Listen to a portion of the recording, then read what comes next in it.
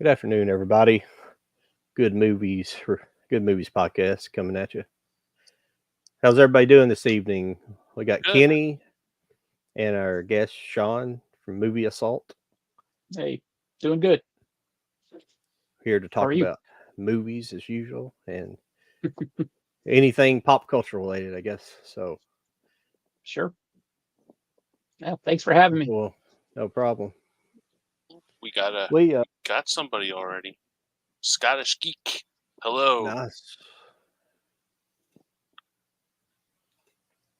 How's it going, Scottish Geek guy? I need to get him on. He's got a good channel. He's was usually one of our guests on Cult of Collectors. So I'm glad Oh, to no. see you here. Yep, very nice. Cool. But here's Mike. Mike just popped in, so Mike's going to be with us as well. Awesome. What's going on, Mike? Hey guys, how's it going? Hey, Mike. Can you all hear? We're good. Hey, how's it Yep. going, Sean? Hey, good to see Hey, you, Mike. Kitty. Hey, Kitty. John. Hey, how are you? Hanging in there, man. How y'all doing? Good. Good. Cool. Pretty good. Well, this week we tried to, me and Kenny, when we first started talking about doing the channel, we talked about like each week maybe we try to focus on a few movies and I kind of wanted, I like just kind of just sitting around and kind of bullshitting about movies most of the time, just anything, whatever comes up, but kind of focusing on a few movies. And, this week we were going to talk about, I don't know if everybody watched, I know Sean didn't watch everything, but we're going to be watching, we're talking about a little bit about No Hard Feelings and Live, Repeat, Die. Is that how it goes? Yeah. Edge of Tomorrow. Edge of Tomorrow. Yeah, Edge of Tomorrow is a movie. Now there It's like was the some tagline. controversy. Yeah, there's some controversy about if they actually changed the name of the movie to that. Yep. And I don't know if it ever officially was, but I never. There's nothing on the special features about it on the Blu-ray, so they don't talk about it. So I assume it's just Edge of Tomorrow. What's guys, the name I'm of the last movie, Kenny? A Little Help with A Little Help, Jenna yes. Fisher. Okay. Hey, I'm gonna grab my glasses. I'll be right back. All right. Okay. Are we on yet? Or- Yeah, Yes. we're on. Oh, Yes, sir. okay. We're live, baby. I'm tardy, I guess. That's all right. I was a little tardy myself, but I'm a little tarded myself. That's a better explanation. So, oh, A little. yeah. I bit guess about while we're waiting Sean. on Mike to get started, so yeah, a little bit. Yeah, let's talk about you a little bit. I'm a little, for some reason, rusty. I shouldn't be rusty, but kind of what did you do to get into collecting movies? How long you been collecting movies, and kind of the whole 9 yards with movie collecting? I've been a movie fan since I was a little kid. My dad got me into watching movies. We used to sit around and watch like The Good, the Bad, the Ugly, and all that kind of stuff. And he was just a big movie fan. And as far back as I can remember, I always wanted to track like what movies I was watching. And this is way before the internet because I'm an old man. So uh, around the time that VHS and Beta were hitting, it was $100 to buy a movie, so I didn't really collect anything, but I used to tape stuff off the TV all the time. And then once home video became a thing, with VHS, I just started buying movies. And wasn't until I started my first YouTube channel until that was like 2009 that I really started getting into like collecting. I've always been watching movies like crazy, but my collection kind of exploded after that. And now I'm just hooked. I used to manage movie theaters Okay. about 20 years ago. Awesome. So I've got a background in that too. That was literally the best job I ever had. I always tell people if I won the lottery that I would buy a movie theater because that's the only way I would be able to do it, because it's like throwing money in the parking lot and lighting it on fire. Mhm. Well, nowadays, because- for sure. Yeah. I mean, I know, people get upset about, how much concessions cost and all that kind of stuff. I know what the profit margin is on a bit of popcorn and a Coke, but that's because they don't make jack on the tickets. So Yeah. um, It used to be very expensive to rent the movie from the Mhm. distributor. Like, especially, I don't know how it even works today with the digital, where it's just digital. They probably still charge Yeah. the same amount, but back in the day, you had those giant platters and all the Yep. way going all the way back to your, your 35 millimeter or whatever Yep. size film you're Yeah. running. So, Yeah. I started a movie review blog back in 1997. So I've actually been reviewing movies online since 97. And it was called The Projectionist because I was a licensed projectionist for the city of Cleveland. nice. And so I used to build and tear down movies all the time. First movie I ever built was Short Circuit 2. No, I never saw the movie, but that was the first movie I built. And then I stopped building movies right after I got out of the theaters, which was beginning of 2005. So I've been out of the theaters for a little bit. So I don't know, with the digital distribution and all that kind of stuff, I never got to work with that. I was always hands on with the actual film.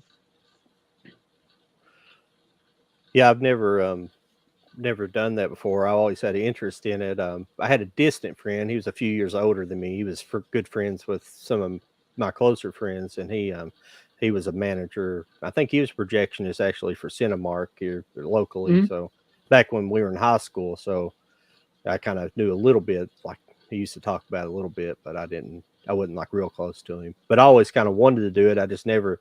My career path never took me in that line of work.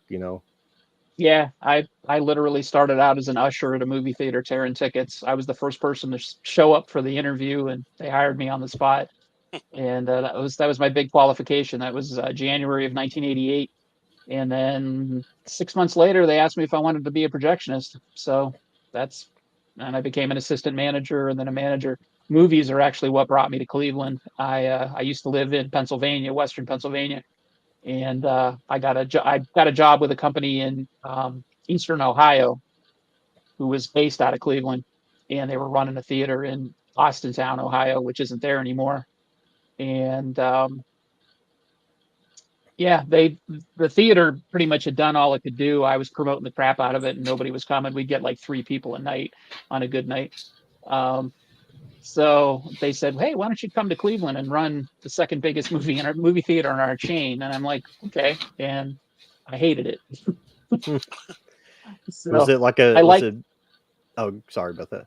Was it a big oh no, like it's okay. Cineplex type thing, multi-screen type theater? Yeah, yeah. The theater I ran in Austintown was a 3-screen theater. It was Okay. basically it started as a second run theater, and then they started getting success with running like art house movies. They wanted to become Yeah. well, I can drop the name of the theater. There's a movie theater in Cleveland called the Cedar Lee, which is extremely popular for running independent movies and art house movies and stuff. Um, and the guy who Nice. founded the Cleveland International Film Festival, he ran a company. I think he still does, called Cleveland Cinemas, and they Okay. ran this theater that I worked at in Austintown. And then Hmm. I went and moved to Cleveland to work at a movie theater called Shaker Square Cinemas that they don't operate anymore. But yeah, the theater that I ran in Austintown was a 3-screen, and then the movie theater that I took over in Cleveland was a 6-screen. But it was all mainstream stuff, day one, brand new movies, and it was all you know people coming in because there was nothing else to do. So we weren't attracting movie fans. We were just bringing people in off the street who didn't have anything better to do. And it was a place to go on a date. So they didn't care about the experience of going to the movies, which I loved curating down in Austintown because I would take requests for movies. Somebody would come in and say, "Hey, can you get such and such a movie? It's from France or whatever," and I would go to my manager, and he'd say, "All right, we'll try it." Okay. And a week later, we'd have it. That's pretty Wow, So cool. that's Yeah. yeah, so that was an unusual experience, and I think that's really an outlier for managing theaters. I don't think anybody ever gets that kind of opportunity. But when I went to work as a regular movie theater manager, I hated it. I was finding people passed out in the theater, and um, the neighborhood we were in was kind of on the decline, so you never knew who was going to wander in off the street, and it just it just wasn't for me. So I got out of it. Yeah, that's absolutely. Yeah, Scottish Geek guy. I assume everybody read that. Running a movie theater is also my if I win Yep. a lot of if I win a lottery. Yeah. Yeah. Well, So it's kind of No. what it's kind of what Quentin Tarantino did. He bought the New Beverly, and he shows Mhm. whatever his personal 35 millimeters, and yeah, that's a dream. That would be a dream thing to do, you know. But he's absolutely. also got the resources, you know, to do that. So Yeah, I always you wanted got to to have. start a I always wanted to start Right. a modern drive-in theater. I can have a really nice drive-in. Bring that back. mm-hmm. And I just it'd be cheaper than probably building a regular theater. I don't know how much or not, but it still costs these days. It still costs you $1 billion plus to build one. I guarantee. All that Oh yeah. stuff. Yeah. The property, you would need a lot of property, you know. Yeah. Well, not so much anymore. We sold some of our property here on our farm, but yeah, we had the property, but I just don't have that kind of capital to start a Yeah. a business like that. But it'd be great. It'd Mm-hmm. be fun to do that. Oh yeah. Could you guys follow Yeah. like the Mahone Theater? I think it's up in your guys' neck of the woods, up in Pennsylvania. I think it's in Pennsylvania. It's called the Oh, the Mahone Mahoney. Drive-In. Yeah, Mahoney Yeah. Drive-In. Yeah. Yeah, I I'd love know to about go it. up. Yeah, but they just show all kinds of stuff. You know, they do like special weekends where they'll show like certain movies. It just depends on whatever theme they're going for. But maybe just like horror movies and stuff like that. Hmm. Something just. But that would be pretty cool to do stuff like that on top of showing like new movies, and have like Yeah. special like indie movie nights and stuff like that. Yep. Yeah. Yeah, I remember in the 80s they used to have like on Friday and Saturday especially they used to run the midnight movies. And they Mhm. used to run double features, and that's where I first seen Rocky Horror Picture Show, because I didn't know. I see all these nuts dressed up and like with toilet paper and stuff, and I'm like, what the hell am I into with this, you know? Yeah. And it's like I went with I was still in high school, and it was just like a really cool atmosphere, because they would run like that, and then they another one was Witchboard in '87. That's Hmm. how far back this is. Hmm. So you get out of there at like 4 or 5 o'clock in the morning and go to Denny's afterwards. Yeah. Mm-hmm. Yeah. Yeah, Yeah.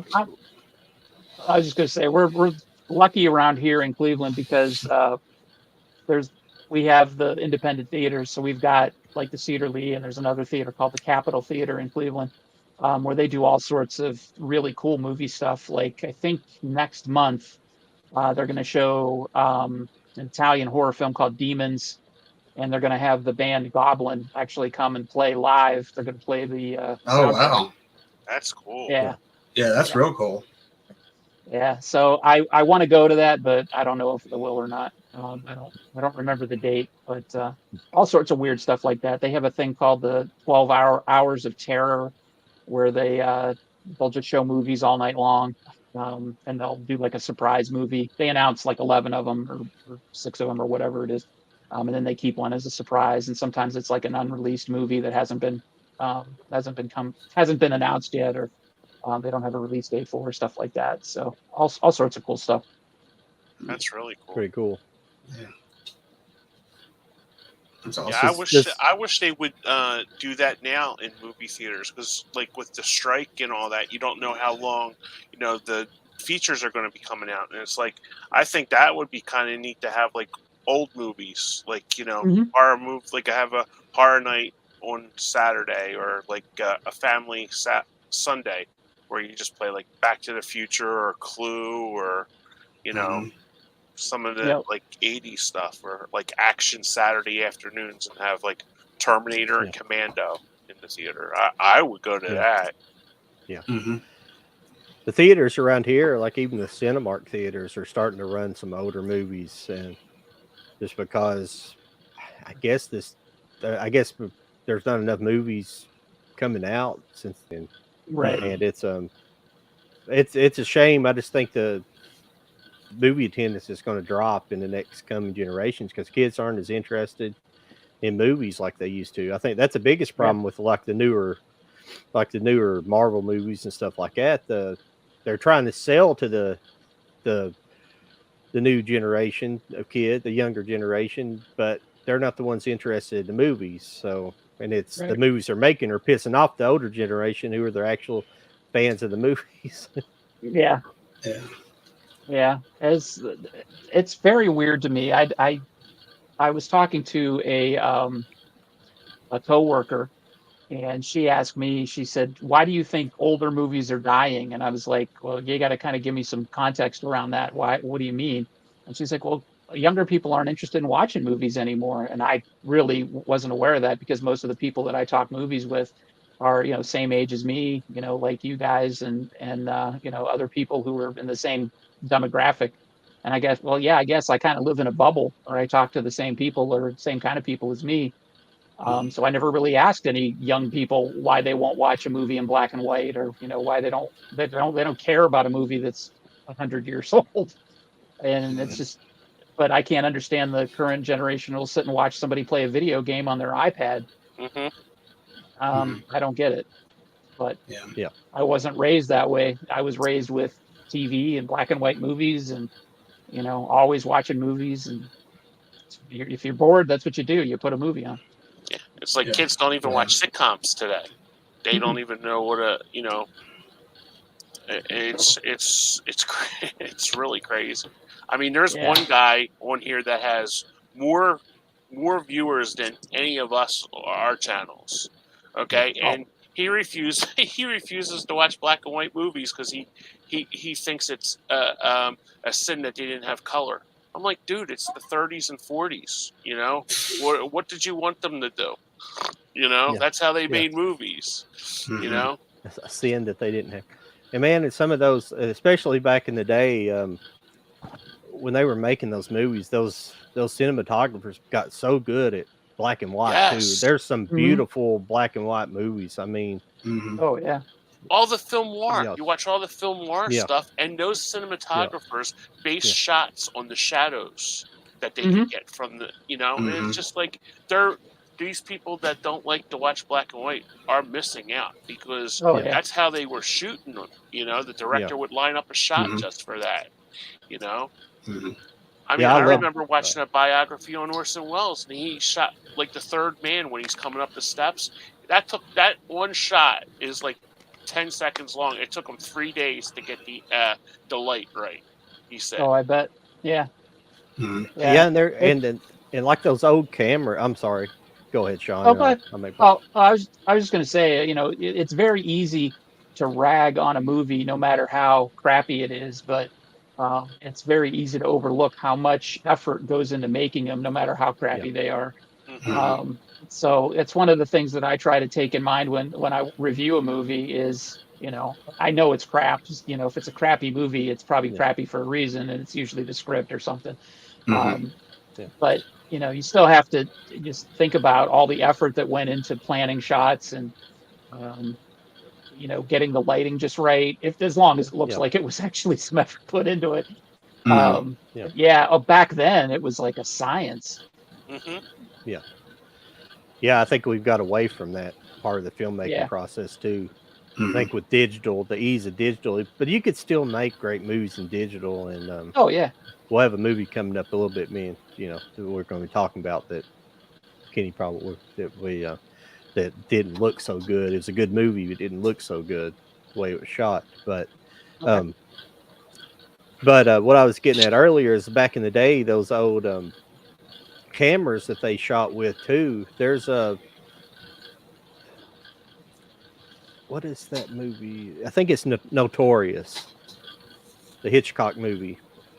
He in the special features they talk about the cinematography process of it, and there's a shot in the movie where the camera comes up over like a rail and then flies down.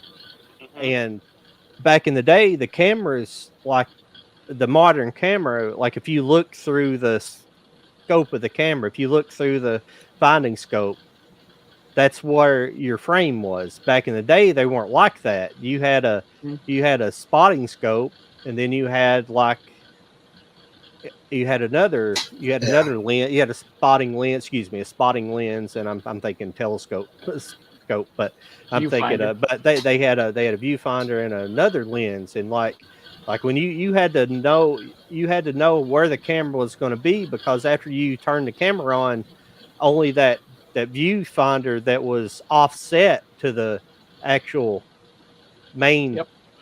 the main Mhm.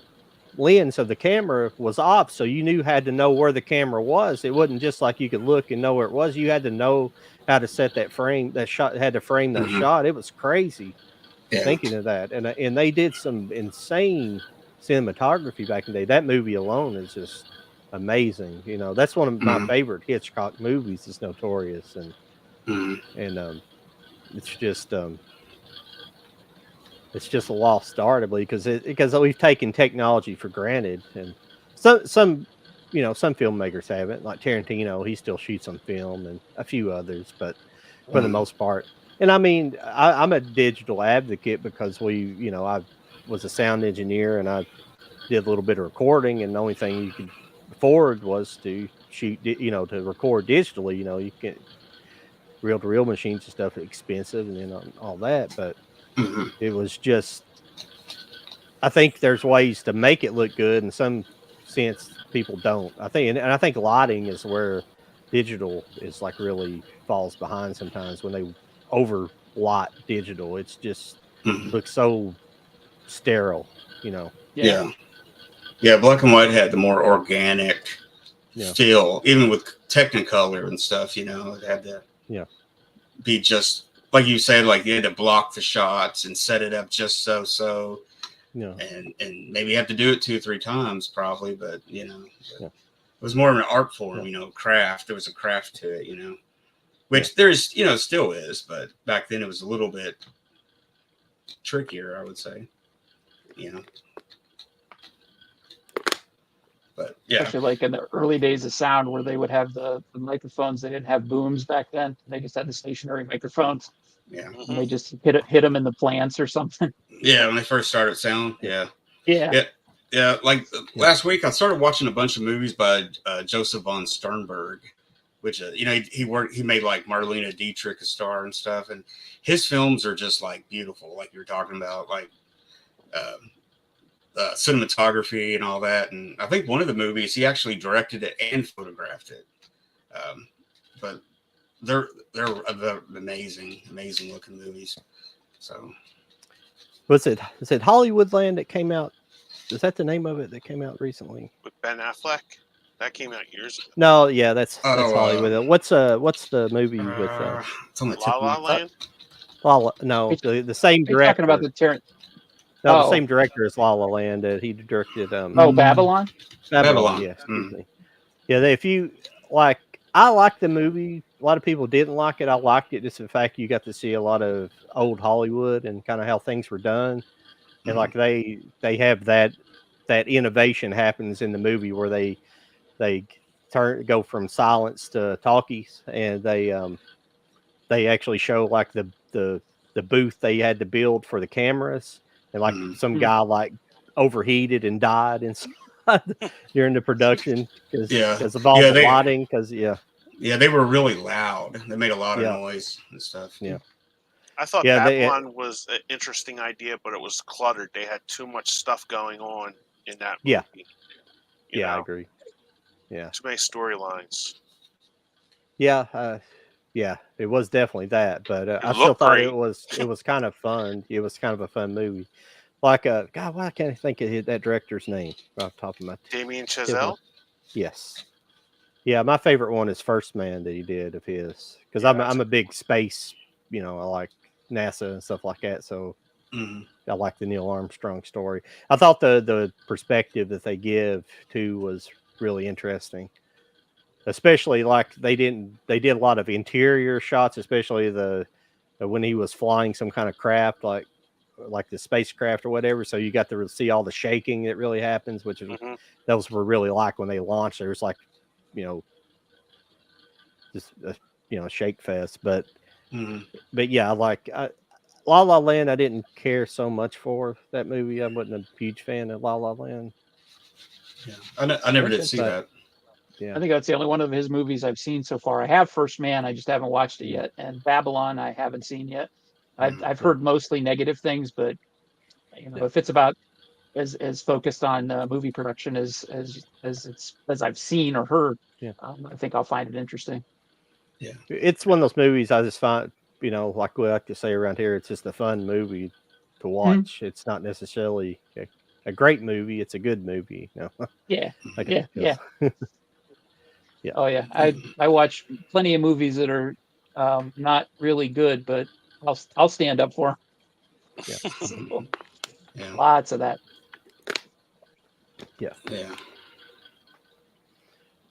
I watched one of your movies this afternoon. I wanted to show you this. You said you like James Cagney. This is a laser disc set I have. I Oh, nice. don't know if you can see it. I got some glare going on there. Oh, that's wow. nice. That's pretty cool. Yeah, I don't have any of those. Wow. No, I got G-Man. Yeah, I got G-Man. Yeah. I don't know if I have Really another cool. one of his sets. Seems like I have another set of. No, I think I have another like double set on there. Like I think one of them's called Blonde Crazy. Is that the name of something like that, Mike? Yeah, Blonde Crazy. That's one of them. That's really good. Yeah. Yeah, I think it's got what's her name in it? Joan Blondell. Yeah. She was really good. I think that's the one where, there's another movie too. It's real good about him. He's like a gangster at the beginning, and then he goes and then he basically gets ran out of town, and they leave and go. His whole gang goes to Hollywood, and he ends up being a famous actor. Yeah, and yeah. They kind of try to come back after him in the end. That's a good movie.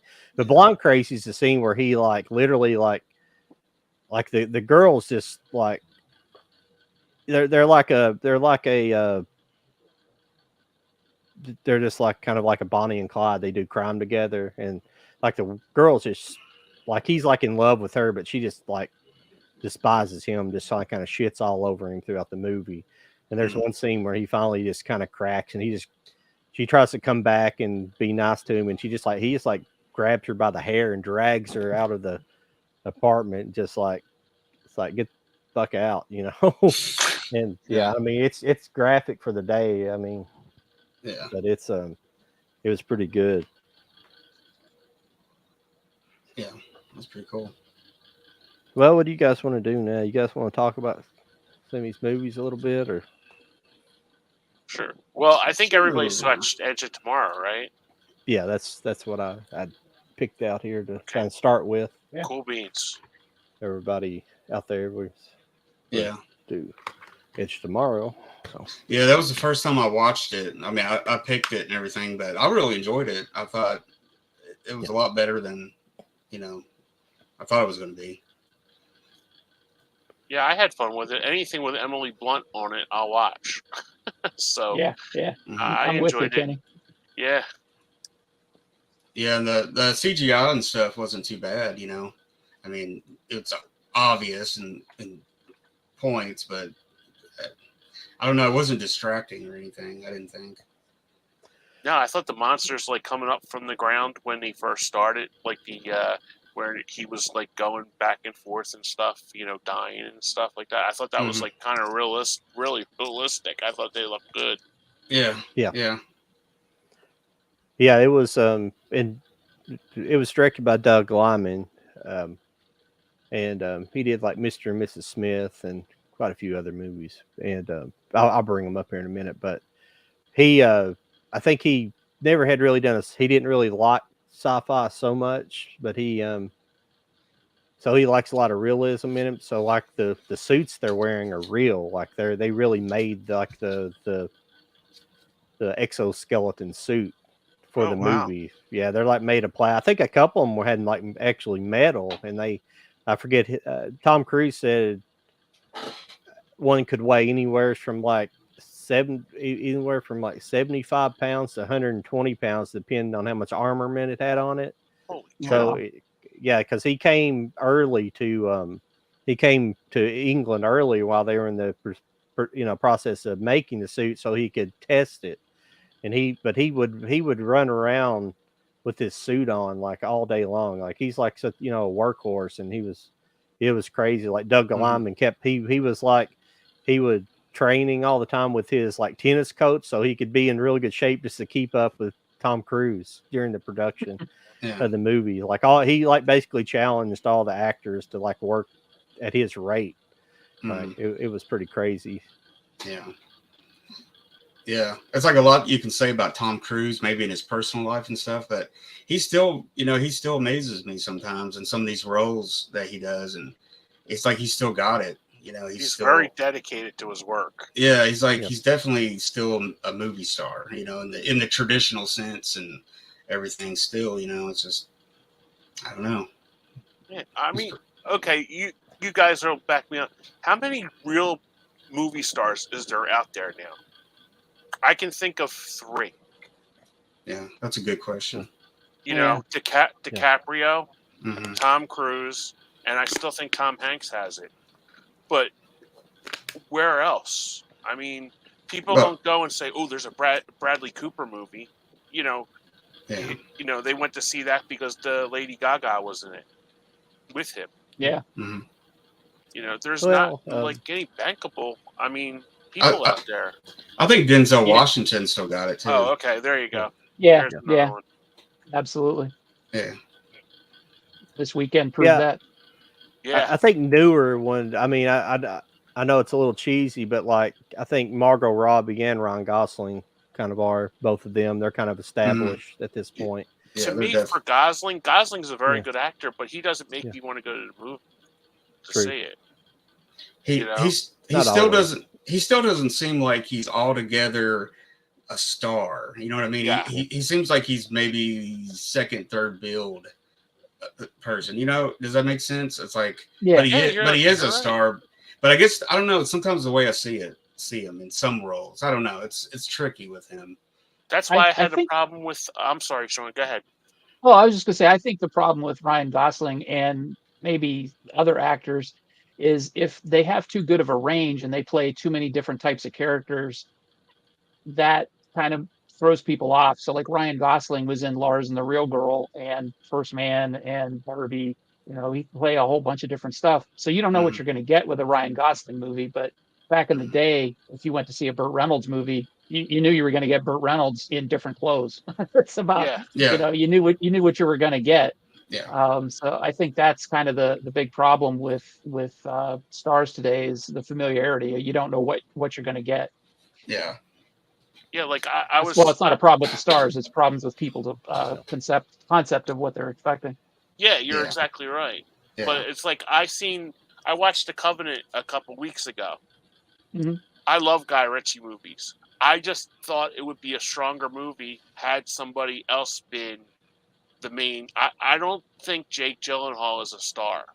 I think of him as he's a very good actor, a very good supporting guy in a movie, but I don't think of him as like Chris Pratt or George Clooney, you know, somebody like that. I don't think of him as in that way. You know, he's good when he's in a movie like what was Night Stalker, where he took the pictures. That was a really good movie. Nightcrawler. I'm sorry. Yeah. Night Stalker. But I just don't think of him as a star. Like, you know, like when you went to, like in the 80s when you went to see like we're going to see a John Candy movie or a Tom Hanks movie. It's like okay, kids, lather up. We're going to go see a Jake Gyllenhaal movie today. I don't get that with him. You know. Yeah. And I think there's a lot of that. But not all of that comes with people. Always, they don't want to get typecast. Yeah, well, not all actors were throughout the years were always the main bill actors. I mean, there never were a lot of main bill actors, you know, at the same time. There's always a handful, and then there's a lot of supporting that were semi-famous or, you know, pretty famous, but never. So, I mean, I don't really think about that. I don't really focus on stars too much anyway. I'm more of a director kind of guy, but still, I don't really think about that too much. So, because there's some talented people, but there's a lot of people. I understand what you're saying, Kenny. I'm not disagreeing with you. There's just, well, we live in the age of the YouTube semi-celebrity, you know, where you got people Right. who have, and it's also, it's just like music's went to where everybody has their own niche. So I think, Mhm. you know, entertainment's gotten that way in the last, you know, 10, 15 years, especially since the rise of social media and things like that. So we got, you know, your big YouTubers, some of them have several million, but that's still just this small, you know, pocket of people, and we're, you know, in the grand scheme of the United States. So to be actually famous like a movie star where everybody knows your name is getting to be more rare. Yeah. Yeah. Yeah, I mean, I guess in a sense, you watch a lot of old movies, you know, Yeah. back in the studio system where, you know, the studios built movies around stars, and you got used to like the James Cagneys and the Jimmy Stewarts and John Wayne, and now you got so many different actors because of social media and independent stuff, and maybe it's harder to pin them down, you know, like this is a star or something, because I don't know, it's a lot of variety out there now and stuff. It's a little, Yeah. but yeah, I thought Absolutely. about that. Like, who's our next generation of great directors that are going to keep turning out the good movies? That's similar to the, you know, the actor. Like, who's our actors that's going to keep carrying it on to like other people, you know, in the past? Because, you know, all the good ones are like passing away, and so it's really interesting, you know, to see who. Yeah. Yeah. 10 We years, don't 20 have a lot years. of replacements for some of our old, you know, older actors, Oh yeah, of course not. But like Jack Nicholson's and people like that, and you know, Yeah. we don't really have some of those type of people. There's some talented people, like Gosling's talented, and some other, you know, Mhm. there's a few others, but they're just not. It's just a cycle we're in right now where you know, I don't want to get into it too much. It's just the politics of things, the type of people they want to put in there. You know, there's just not. It's like a lot of under industries. They want diversity hires and not hire the best qualified person for the job. You know, type of thing. And I don't want to get into that, but it's just that's the best Yeah. way to explain it. You know. Well, do you And think I, like Barbie's the number? I'm sorry, Sean. Barbie's the well, number one movie like ever. Okay. Do you think they went to see it because of Ryan Gosling and who's the girl in it?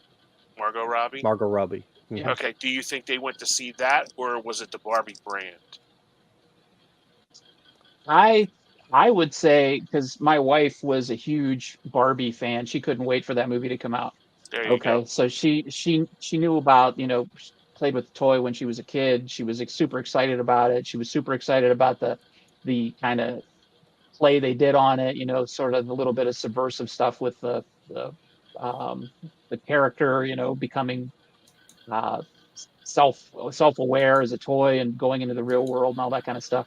But that's kind of leading into what I was going to say, is that movies these days, it's less about the story or the director or the actors, and it's about the intellectual property they can base a cinematic universe around. Yeah. So Barbie hits and is a huge hit for all the reasons that, you know, I said my wife was interested in going to see it. And now what are they going to do? They're going to make 15, 20 toy movies without trying to get the same kind of intelligence behind it or same kind of wittiness behind it. They're just going to throw tons of toy movies out there. So, you know, are we going to get Tonka truck movies? We're getting a Hot Wheels movie. Yeah, yeah. Yeah, we're getting a Hot Wheels. maybe Stompers or something. Yeah. That'd be cool. I was thinking that. Yeah, that brings me back. Yeah. Yeah. Stompers. Yeah, I they're love those. definitely making a Hot Wheels movie. I forget who's attached to that project too. I'm interested in seeing that because I'll buy a few Hot Wheels even to the day, you know, here and there, Oh yeah. you know. So, but Well, I was gonna say I shot a video the other day. Haven't released it yet, but it was kind of based around you know, Star Wars came out, and then all the studios kind of jumped on the bandwagon, and everybody had Yep. their, you know, Disney had like the black hole and Mm-hmm. so on and stuff like that, and each one just kind of got more watered down, you know, before you knew it, and just, you know, but and Yeah. it still wasn't as good as the original. You know what they kind of based it on. So, but Yeah. there'll probably be like 6 sequels to the Barbie movie or something, or there'll be some random doll that wasn't that popular or something, and The Skipper movie. Skipper, and something like that. But who knows? I mean, I remember there when like the GI Joe TV series came out and the Transformers. Everybody was, the media was all up in arms about, oh, they're just making these television shows to sell toys, and now it's you're making movies about toys to sell tickets. So it's what goes around comes around, I guess. Yeah. Well, I know Kenny's seen the Transformers movies as I have. Yeah. And I don't know if you guys have seen it or not. I've seen a few of them. I haven't seen the newest one. I haven't seen the last like 3 that's come out. Yeah, me too. Well, at the end, I did spoil it for you. At the end, it's not really a spoiler necessarily, but at the end of the Rise of the Beast, the new movie, they actually have a tie-in with the Transformers to G.I. Joe. Like, it's like, oh, really? Yeah.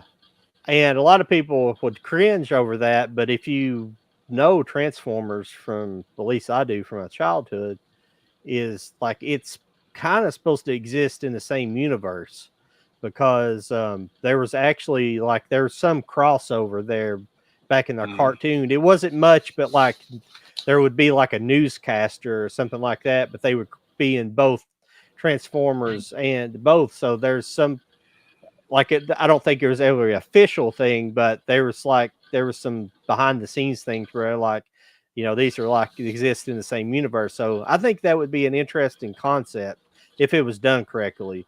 The last Transformers movie was, for the most part, not that great. So, and I like the Bumblebee movie. You guys both definitely need to check out. The ones before that were all right. So they're not terrible, but they're just all right. They're about on Yeah, par with the Rise of the Beasts. Yeah, I think I stopped watching like three in on Transformers. I think Dark of the Moon or something like that was the last one I went to see.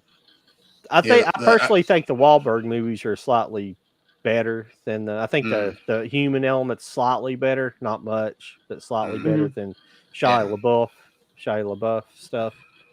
Yeah, I think the first one with Mark Wahlberg, I call him Marky Mark. I still call him that too, Mike. Don't worry about it. Whatever that first one was, that was the last one I saw of the series and stuff. And then back in the 80s, they did have in the comic books the crossover with the G.I. Joe and Transformers. So and they've been talking about that for years, and they've tried toys even crossover and stuff. So so they might do it well. I mean, the G.I. Joe movies when they came out were big disappointments to like G.I. Joe fans and Snake Eyes and all that stuff. But I mean, maybe they'll get it right. I don't know. But I thought the second one was a lot better than the first. Mm-hmm. And it was a little bit better or whatever. But of the G.I. Joe movies. Yeah. Okay. Yeah, it was it Rise of Cobra, the second one that came out, or something like that? Yeah, Rise of Cobra. Yeah. I thought it was a little bit better. Go ahead, John. No, that's all I was saying. No, I thought they were trying to turn it into like a Fast and Furious franchise. For what I thought anyway. Yeah. It's kind of like that in a way. Yeah, to me, it just seemed like a generic action movie with a lot of CGI. I only saw the first G.I. Joe movie, and I was not a huge fan of the cartoon back in the day because I was a little too old. I was in high school when that came out. Yeah, same here. Yeah, so I didn't watch it, but I had friends that did, and I knew a lot of people really enjoyed it. But my G.I. Joe was the big 12-inch guy with the beard that looked like he came out of Vietnam. The afro. Yeah, exactly. Yeah, that was my G.I. Joe. Yeah. So. Yeah, I was like 7 when I was the target audience when that came out. The toys, everything, like 1982. So of course I was into that and stuff. So. Oh yeah. But I worked in a retail store when the toys came out, and I remember when, what is it, the USS Flag, the big aircraft carrier, when that came out, and I was like, oh man, this is awesome. If I was a kid, I would definitely want this. This is really cool. Yeah, you can't believe how much they're worth now. And like Oh, back I can then, imagine. I mean, back then as a kid, you thought it was so expensive, but it was like maybe $200 or something. But now they're like, you can get like $8,000 or something for one, or you know, just even more than that. That's low price. But That's insane. yeah, there's some grown up kids with a lot of money nowadays and buying all that stuff that they couldn't get when they were kids, you know. Yeah. Yep.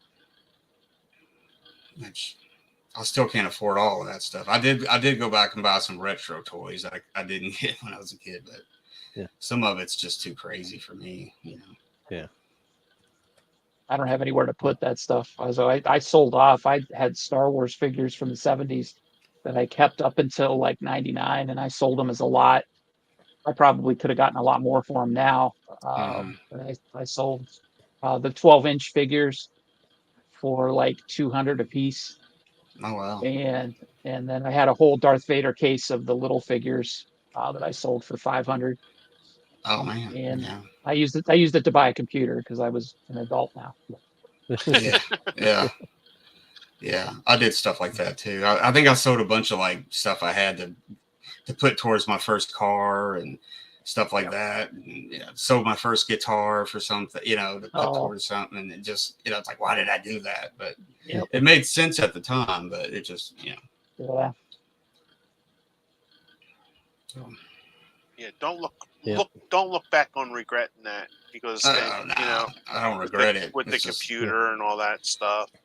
You know, you needed it at the time. Yeah. I don't know how much I needed that computer, but I really wanted to play Quake. So yeah. Well, that's cool. That was cool in '99 though, and you know, computer technology was getting really good then. You know, internet, and everything then. So I work. Go ahead. I was going to say I worked for a computer company at that point. So I was building and repairing computers and stuff, and so my whole life was wrapped around computers, and so that's what I was into at the time. Mm-hmm. So yeah, Star Wars was destined to be in my life for a lot longer than the computer stuff was, but that's all right. Yeah. Well, you held on to him for a while though, you know. Yeah. I think about it. Yeah. So to get back to the movie Edge of Tomorrow, what do you guys think about the concept for this movie? The kind of the Groundhog Day of alien sci-fi movie. I mean, I liked it. I thought it worked. I thought it was pretty cool. The whole concept of it, especially how they kept having to go back and learn. It was like playing a video game, you know. Playing it did. Shooter, you know. It reminded me of that. Yeah, like a video game. Where you go back and you progress only a couple inches and die and restart and keep going, working yourself a little bit further forward, and you know that's it. Yeah, it was really cool watching that play out, and then like they would cut to a certain point in the movie, and you would find out they'd done that like 10 times, and that scenario never worked out, and you know, and it was I liked it. I really enjoyed it. That's probably the second time I watched it, and the first time was like probably back when it came out, and it just was. It was enjoyment watching it again. So, I think if I there might be a 4K. I think the 4K might make it even sharper. I think it looked maybe have an edge on it a little bit, but I mean I have the Blu-ray of it, and I thought it looked really good and sharp, and but yeah, it was kind of cool to see Tom Cruise. You know, they were calling him a coward and stuff, but I didn't see him really be a coward. He just this wasn't his gig, you know. But then he got so good at it, you know, and everything. No, it was a pretty cool concept. I mean, in the beginning, you could see it going like, well, this is Groundhog Day or something, you know. But then it gets better. It gets really edgier, and it never slows down for a minute. It just keeps it's just on your edge of the seat, on, you know. And I thought it was really good. I mean, it's on the edge of tomorrow. Yeah, that was on Edge of Tomorrow. Yeah, you were talking earlier about the name, and I really think that's had a big part in sinking the movie at the box office, because you hear that and you think it's some crappy soap opera. You don't think Live, Die, Repeat. Mm-hmm. That gets my attention. I think that was the original story's name, wasn't it? Live, Die, Repeat.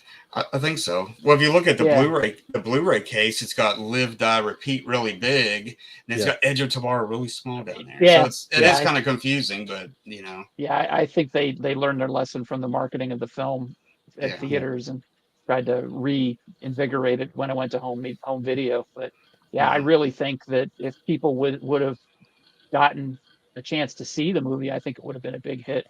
But I think people just avoided it because of the name. Yeah, confused. People are fickle. And I like Bill Paxton in this movie too. Oh yeah. That was a nice surprise to see, because I didn't look who was in the movie. I just knew Tom Cruise and Emily Blunt, and then he shows up, and I'm like, wow, man. That wasn't. I guess that wasn't too far before he passed away. You know. Well, I do have some criticism. Like, he was supposed to be from Kentucky, and I don't like that bullshit accent they put on him, because people in Kentucky don't sound like they were. They don't sound like they were in Gone with the Wind. It's like, I mean, I have a country accent, but I don't sound like that. I don't sound like proper country. You know, like Gone with the Wind. Like, I don't sound like that. Well, see, I'm in Kentucky too. So, you know, I'm in Kentucky too, but it's like, man, pick on Alabama for a little. Why does Kentucky always get picked on? We're just that little state, and everybody, Eastern Kentucky ruins it all. You know. Yeah. Well, that accent just was not accurate for. It's not even accurate for anywhere in the South. That's like a phony, like 30s. It's like almost the mid-Atlantic version of a country accent, like a Southern accent. It's almost like that. It's like a dramatic reinterpretation of a Southern accent. It was like a Gone with the Wind accent. That's what it was. That's what he sounded like. We don't sound like that here. I mean, it wasn't necessary. It wasn't that necessary. I mean, I don't think it gave his character any more depth or anything. It's just, it's just. And a lot of people don't have an accent here. Some people don't have it. If you grew up in the cities and stuff, you don't really have much of an accent. But I grew up in the country. well, it slips out sometimes, but. Well, I do, but I hear other people talk, and I can hear country accent. Like I can hear my mom's and dad's even more. I can hear it from them. They're even more country sounding than myself, And so. That's like here in Philly, we have like 4 different accents. You have the Rocky, hey yo, and you got where I am in Delaware County, it's like, we're going to the Wawa, get a hoagie, sort of that. And then you got like the regular Philly, like, are you kidding me? Like, kind of like Italian, like Philly, like you go to South Philly, that's a totally different country, Yeah. Seriously, that is like, we're talking Soprano City there, because even the neighbors have an edge on it, Yeah.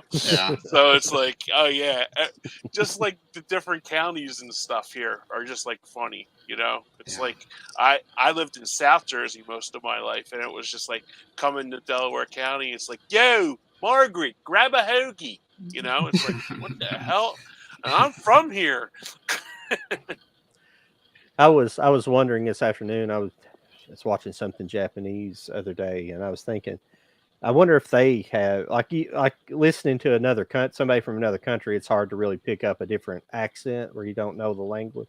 Where some people don't. I don't know the language, but I wonder if they have the same thing. I know they do, but it's hard to pick up on that, because I'm just wondering if they have rednecks in Japan.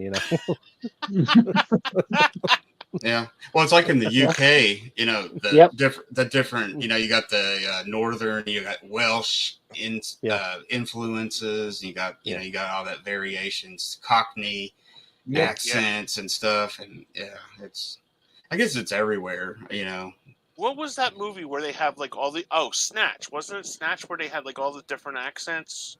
Yeah. I think so. Yeah. Yeah, wasn't it like Mhm. subtitled? Like Yeah, on, because like you on really screen? had to watch what they were saying, because Yeah. especially Statham, when that was his first movie, I believe, wasn't it, Snatch? I don't And he know. had that thick accent where it was like him and Brad Pitt. It's like, oh man, you literally had to turn on your closed captioning for that. Yeah. Yeah, that's a funny movie. I've been meaning I to was rewatch it. I was this isn't something we were prepared to watch, but throughout I like to kind of sprinkle in like new stuff we picked up, and we were talking about transfers, and this Sleepy Hollow was it transferred to 4K was Oh, this is that's nice. insane, yeah. But Yeah. here's the crazy thing about this is a steelbook, okay? This is the first one I've seen like this, and if somebody else out there has seen another steelbook like this, but it's like a digibook steelbook. Oh Hmm. wow.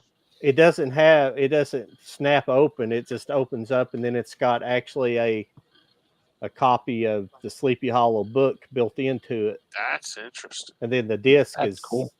yeah, like the backside of the book's glued on to the steel book, Hmm. so it just sandwiches together. The only thing is, I wish it would have had an over when the plastic cover that goes over and The the slip. slip cover. Yeah, like Hmm. I wish it had one of those so it holds it together. It's just kind of free floating. So, Oh Yeah. but wow. it's a really cool concept with with the actual book built Mhm. into it. Yeah. But it's the actual book, Sleepy Hollow. So, Oh wow. That's so cool. yeah. That is cool. Yeah. Yeah. I've Was always was it liked. was that a wide release like that, or was that like an exclusive to a store? I just saw that on the Horror Punks channel, Instagram today, and I wasn't even Uh, I wasn't even aware that it was coming out. Best Buy, I guess, came Okay. out this week. Yeah. They on Amazon it looks the same. I don't know if it's a steelbook, but it's the Okay. same It same it same artwork. it may have been Alfred on Amazon as well. I don't really know. Mm. They're starting to do stuff like that. They're kind of crossing over a little bit. I guess Amazon kind of wants in the game where they sell pretty well. Mhm. I've like I know you don't. I guess you collect a few steelbooks, Sean, but I noticed you. Mhm. I the reason I got collecting steelbooks in the first place, if it's something I really don't want to spend the extra money on, I'll just buy the regular 4K. But the Right. reason I started collecting steelbooks is whenever 4K first came out, the steelbooks were just a couple bucks more expensive. So it made Mhm. sense to just buy the steelbook if you could get it. But now Hmm. the prices are starting to vary a little bit depending on what it is. So you're Mhm. starting to get decent deals on 4K. So sometimes if it's not something I necessarily, or the artwork's not that great on steelbook, I'll just grab the regular 4K Yeah. because Yeah. it's ultimately the movies what I'm after. But if Right. it's you know, Yeah. so, John, did you get The Man That Fell to Earth? That special edition steelbook? I think yeah, I don't know if it was a Target or Best Buy. Was it what was it? Best Buy exclusive? Or? yeah, that's where I got it at. I don't know if it's exclusive to it, but yeah, Oh, I okay. got that one. Yeah. Yeah, Yeah, I got that same one. But that was a really good deal. Priced really well and it was yeah, solid all around product, yeah, That was pretty cool. I don't usually ever buy steel books, but I got that yeah. one. But, yeah, so I got the Maximum Overdrive steel book that Walmart had, and that was pretty cool. But I normally don't buy steel books. Yeah. There's nothing wrong with it. I don't care, but the problem is I know some people that's all they try to collect is steelbooks, and Yeah. it's Mm-hmm. going to severely limit what you're watching if you try to only collect in steelbooks Yeah. because you're never going to get. And a lot of the people that do that, to be perfectly honest, they're not big movie guys; they're just collectors. But Right. that's absolutely fine. I'm There, not dissing that we're collectors ourselves, Hmm. but I'm a movie watcher over collecting, Right. cinephile over collectors, but I just happen to like to yeah, archive movies, Yeah. yeah. as I like to Yeah. say. They're art collectors. They're not movie Yeah. Yeah, fans. yeah, Right. Right. yeah, No, Yeah. I'm just joking. There's, yeah, yeah. I know what you mean. yeah, I don't go out of my way to get a steel book. I will if it's something that I think is an interesting packaging choice or an interesting design. Mm-hmm. Or like the movie about Robert Englund, the Robert Englund documentary, Hollywood Nightmares and Dreams, Oh that yeah. just came out. I saw it at Walmart. They only had the Steelbook, so I had no Yeah. choice. Yeah. But yeah, it's fine. I don't seek them out. I don't seek out limited editions or anything like that. I like you said, I'm usually looking for the movie, but if it comes in a special edition and I really like the movie, I might lean that way if I really like it. Hmm. I'll buy certain things in special edition, something I really like. It depends what, if it's just a reasonably priced special edition. I don't go for like Mm. the custom. A lot of the people buy these custom DVD sets or Blu-ray sets and stuff like that. They're like there was one company I think out of Australia people bought from, and they had these box sets. They were like steelbook box sets, and it would have like 3 different steelbooks inside of it, but it was all the same movie. It's like 3 copies of the same movie. It was just 3 different artwork in the same. I was like, this is stupid. And it was like expensive. Probably they were probably $200 or some craziness. jeez. It's Yeah. like I just don't Well, like. I don't like custom steelbooks. I don't like custom I don't like the custom stuff. And one of the other people I associate with is a big custom person, and I don't. I'm in it for the movie. I want the movies. The movies, the art, not the. Mhm. You don't buy Led Zeppelin 2 for the the album cover. You buy it for the music. You know. Right. You know. Yeah. well, there's that company Zavvi. Mhm. I think they're in the UK. They do a lot of steelbook special edition ones and stuff. So Yeah. so that might be one of those companies. Well, all I ask for is like if they put, and that's why I like Laserdisc, because most of the regular Laserdisc would just have the original poster art as the cover. That's what I really want to see on everything, even steelbooks. I just want to see the original poster art on the cover. Mhm. I don't want anything special, anything special done, but I mean, there's some artistic licensing because Criterion went hog wild on their Laserdisc. They always had some crazy covers on theirs. So Mhm. I can't really say much. A lot of times it'd just be a random shot from the movie. It's like, what is this? Like Yeah. Ghostbusters Criterion Collection, it's just a shot from the movie for the cover art. It's like, I mean, it's a good shot. It's like when they're fighting. I think it's while they're fighting the Stay Puft Marshmallow Man, or that scene, or so, or Gozer, or one of those two. But it's Yeah. yeah. Well, some of the ones that's got like reversible art. You got like the Mhm. original, and then you got maybe some custom. You can flip it and stuff. I'm pretty cool with that.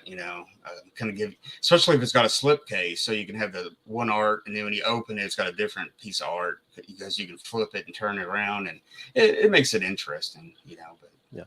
But I'm pretty much like with you, John. I would just want to, it's all about the movie when it comes down to it. So if I have to get it in DVD, I'll get it in DVD just to see the movie. Yeah, But I was going to say that. Yeah, me Yeah. too. Yeah. Laserdisc, Yeah, I did that. however, Yeah. I've been looking for a good copy of The Keep, which is a Michael Mann movie Mhm. from I think '87, and I had to get an Australian DVD, which is region free. That's the only way I could get it. I don't even think it's out on Blu-ray, and if it is, it's probably like region locked or something. Yeah. Or Um, bootleg. Yeah, there's tons of Yeah. bootlegs out there. Yeah, but Yeah. there's a high def print of it somewhere because it's been streaming, Mhm. but it never seems to show up. But yeah, I have that on DVD, and I'm keeping that forever. I mean, what do you think are the chances of the original cut ever coming out of that? Because I remember he originally made it at like 4 hours or something. Yeah, And then it's only what, 2 hours now or something close yeah, to it's there. cut way down. Yeah, and it's I don't know how much was cut. I guess it would all depend on whether they have that stuff still stored somewhere, Yeah. in a condition that would actually be watchable. He's Um, kind of disowned it though over the years, yeah, which it's not that bad, but it's definitely not the best Michael Mann movie, but it's not no, horrible. no, not at all. It's I like definitely it. way different than the book. Mhm. The book is much better than the movie, but I still Mhm. like the movie a lot. Mhm. I think visually it's impressive. I like the villain You know, Mhm. I can't remember his name. Is Molasar or something like that. Yeah, something like Um, that. and he's got the smoke coming out of him, and he just was really, really cool. And Yeah, that just yeah. grabbed my attention when I was a kid, and I just Yeah. really have an attachment to that movie. Does Mhm. it make any sense? No, but you know, Yeah, it's yeah, it's something I'll watch from time to time. yeah. That was kind of part of that. You know, they cut it up so bad that, you know, it kind of lost some stuff, but I don't know. I like it because I know Mhm. it's on Laserdisc. Like everybody was going for that letterbox Laserdisc of it. It was like the only official thing for so long, and it was going for high dollar on online and stuff. And I got a copy on DVD, and it might be that Australian one you're talking about because Mhm. it looks pretty decent. It's not high definition, but it looks really good Yeah, transfer wise. I'm happy with it. Yeah, yeah, me too. Yeah, but yeah, that's they butchered it. Yeah, I was watching somebody last night was some YouTube channel like I came across. They were talking about Superman 4, The Quest Mm. for Peace, Oh and Lord. original, yeah, which is not a great movie by any stretch of the imagination, but apparently it was cut. 45 minutes of it was cut out, Mm. and then people were complaining that there wasn't any continuity to it. Yeah. Well, yeah, you cut that much out of a movie, making an hour and a half. It's literally half the movie that you cut out.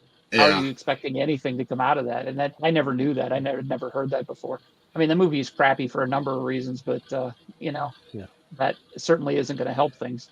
So when they Yeah. monkey with movies, based upon the changes that they want to make from the studio's perspective, I don't get that.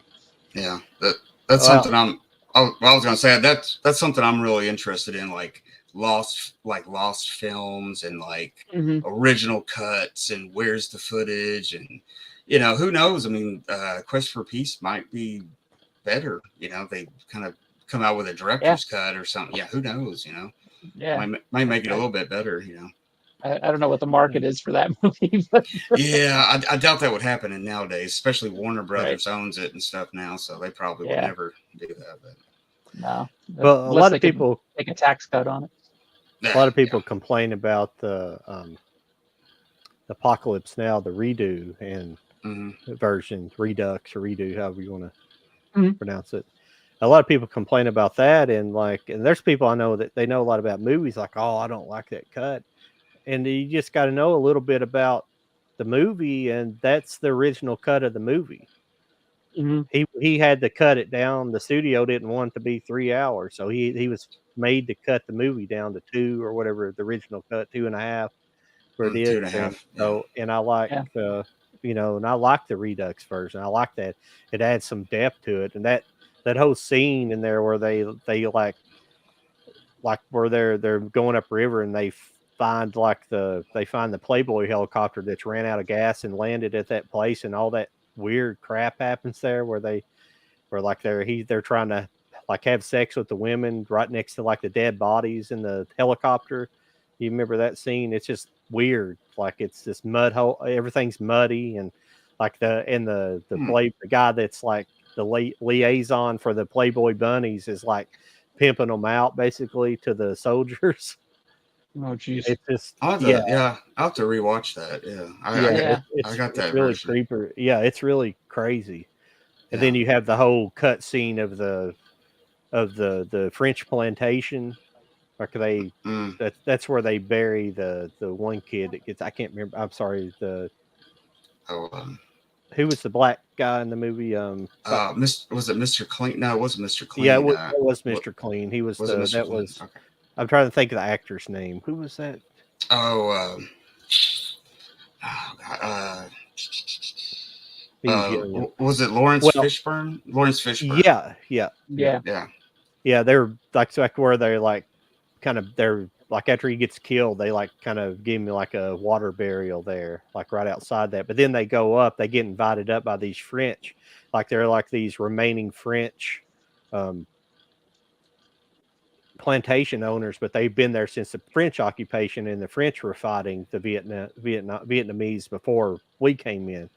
and they're like, and they basically get in this big political. They fit, they get around they're having dinner and they're having this big political discussion about, just different things about how the French failed, the wise Americans here, and all this stuff, and then they leave. Mm-hmm. But it's just an interesting scene. I could see why a general audience might be bored of that, but it's interesting to me, just the stuff they were talking about in it. But yeah, I got an older Blu-ray of it, and I think it's got 3 cuts of it. It's got the redo, and it's got the theatrical and something else, and then I think it's got the documentary. The documentary is really good. That his wife shot during that time. What's it called? Hearts of Dark. Is it Hearts of Darkness? Hearts of Darkness. Yeah.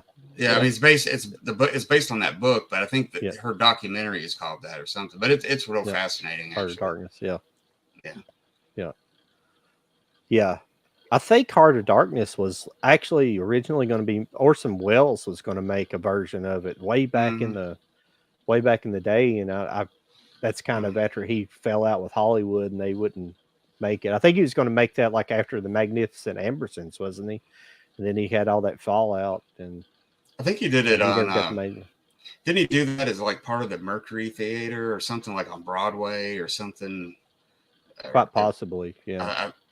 Maybe he just did it as a radio broadcast or something. I can't remember. It was something like that. Yeah, that's it's very interesting. Yeah. But I was going to ask Kenny. We won't talk since you guys didn't watch. Did you watch A Little Help, Mike? Did you get to watch that? I missed that one. I watched The Munsters, and I watched Edge of Darkness, or Edge of was it Live? What? I forgot the whole title now. Edge of Tomorrow. I was about to call it Live Fast and Die Young or something for a second there. I was like, whatever it is. Yeah. Well, you seen The Munsters. Did you like it, Mike? Yeah, it wasn't too bad. It wasn't. It was okay. I mean, I don't know. I'm just such a purist or something sometimes but I actually liked it a little bit, That's what I was saying. It wasn't as awful as people made it out to be. There's like the guy played Herman was really good. I think I do think Sherry Moon is her portrayal as a. Well, I'm sorry. What am I thinking? I'm thinking Morticia Adam, but not Morticia, but not Lily. Lily. Yeah, I thought her portrayal was a little lackluster. Her performance. Mm-hmm. I think if that performance had been a little bit better, I think it would have been even better. But the guy that played Herman was spot on. I thought with a lot of his portrayal, and the guy who played, Grandpa Grandpa. He's the count. He's the count in the movie. He's good. Mm-hmm. Yeah. And a few other characters aren't bad, but I think all the Transylvania stuff is really good. I like that pastel lighting they went with, like where they obviously shot on digital HD cameras, and they kind of went with it and made everything like kind of dark, but also everything that was lit in these like neon pastel colors. So yeah, have you seen it, Sean? I have not. I own it. Okay. I have not watched it yet because I am such a huge fan of the original series that I was a little reluctant, but I got a good deal on the Blu-ray. I bought it in a lot with a couple other movies, and I haven't watched it yet. I'm not opposed to it. Definitely going to, but I just haven't yet. Yeah. Well, that's the way I felt about it, Sean. And then John was like, he kind of talked me into it last time. I was like, okay, I'll give it a shot. Okay. It wasn't too bad. All right. But I'm like you. I like that the original so much that it's just. Yeah. Well, I grew up with it as well. At least I grew up. Yeah, there you go. I grew up with reruns, obviously. Even I'm very familiar with the show, and I didn't think it was a desecration as bad as people thought it was. Yeah. It's got its moot points. It's not all great, but it's I found it's a movie I want to go back and rewatch. So that's what I considered an all right movie. Yeah. It's a good movie. It's not a great movie. Yeah, It's I mean, not I had have to to. kind of give it to Rob Zombie for even wanting to do the project and kind of Yeah. get it back out there again, because maybe somebody Yeah. would be like, well, this sucks, I'm gonna watch the original TV series or something. I don't Right. know. It's because Yeah, I was really encouraged by the first trailer. I thought it was like dead on, and capturing the spirit of the TV series within the trailer. And then I saw the second trailer and I was like, oh, wait a minute, this mhm, is a Yeah. little off. So that kind of uh, dulled my enthusiasm a little bit. mhm. But I'm willing to watch it, and I'm looking forward to it. But I just haven't gotten around to it. I'm thinking maybe I might put that in my Halloween 15 this year. So if I do that, then I'll definitely watch it. Yeah, Yeah. it's like a lot of stuff that based on a character when they do like a biopic, like when they did Chaplin back in the day, Robert Downey Jr. Mhm. And it's like, oh man, it's not super accurate, but I thought Robert Downey Jr. was really good as Chaplin. If you're familiar with Chaplin, Yeah. and well, and even Bohemian Rhapsody, it was really good, but so inaccurate. The timeline Right. was so messed up in it that if you're a fan, you're just like, oh my god, this is ridiculous. but you have to give it to him. It's good. It got a lot of people probably turned on to Queen, after that Right. movie and stuff. So Yeah. that's what kind of counts. But, Yeah, so they kind of the Bohemian Rhapsody. They kind of made it act like he died like right after that benefit concert. Yeah. at Live Yeah, Aid, yeah, he like lived like several years after that, didn't he? yeah, he yeah. they He like died. like Yeah, he didn't die quite a until few years. 91 or Yeah. 91, I think it was. Yeah, Yeah, 91. they recorded several other albums after that Yeah, they for did a that few period. more. Yeah, Yeah, but I don't know. There's been talk for years that they're going to do like a movie about the Marx Brothers, and Really? I'm a huge Marx Brothers fan, and I'm just cringe. I'm already cringing because it's like they're going to Yeah. screw it up somehow, and I don't Yep.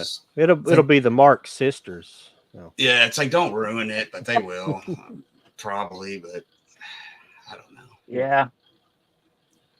Yeah, I grew up with watching the Marx Brothers when I was really young. Like, I don't know why, like right around the mid 70s, there was like this revival of like the Marx Brothers and Harold Hmm. Lloyd, Hmm. and all that stuff was popular on TV, just broadcast TV. Hmm. And I couldn't get enough of it. And then it just like almost overnight it all disappeared. But Yeah.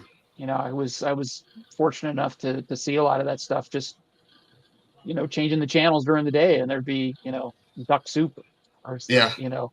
It's funny, man, because like the Marx Brothers, me discovering them at like age 12 or something, just like put me Mhm. down this rabbit hole, and I discovered everything in cinema, foreign cinema, Yep. silent movies, all kinds of stuff, just because of the Marx Brothers. And it's weird how that works, Charlie Chaplin Yeah. and stuff. And so it's Oh yeah, Buster Keaton, cool.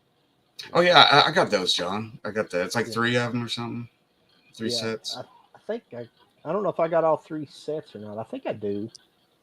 Yeah, Yeah, I actually got at least 2 of them. Yeah. that whole set came out on DVD, and if you look for it on eBay, it's like outrageously priced. Like it's just Yeah.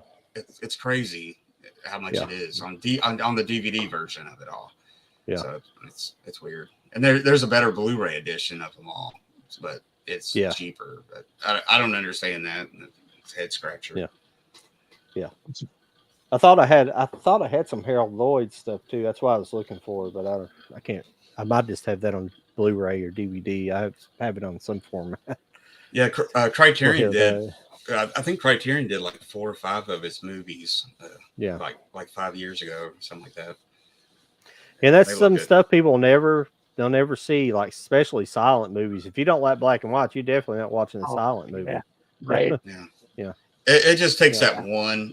You have to find the right one, and everything. Like all the planets have to align just right, and I don't know. It's weird because I got into silent movies kind of young, and I mean, actually, I saw the Gold Rush when I was really little, and I was interested in it. So I don't know. I get it, Yeah. I guess it's something. You just have to discover it. But yeah, a lot of people are just like, no, I don't want to watch a silent movie. That's ridiculous. Right. Yeah. Yeah. I've I got these. watched go ahead, John. No, go ahead. I'm gonna go grab something, and so I can't think of the name of it anyway. So go ahead while I'm gone. You know. It's going to be hard looking for it if you don't know what it is. No, I know. No, I know where it is. I just don't remember the name of it. See, Okay. that's what I do all the time. It's like I have to look at it. I know where it's at. I just don't. Right. But yeah, it's Yeah, I was gonna say I watched The Artist a couple of weeks ago, and I remember like that movie was everywhere when it was released. Everybody was talking about it. Oh, won Best Picture, and then it dropped off the face of the earth.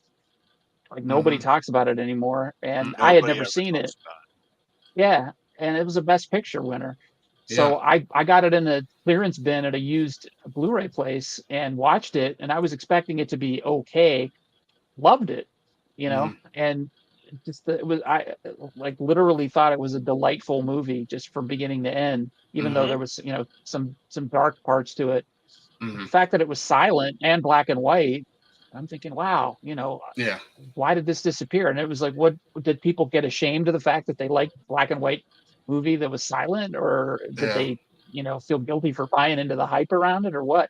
I thought it I, was th- fantastic. I think it was the filmmaker had an original idea for a movie.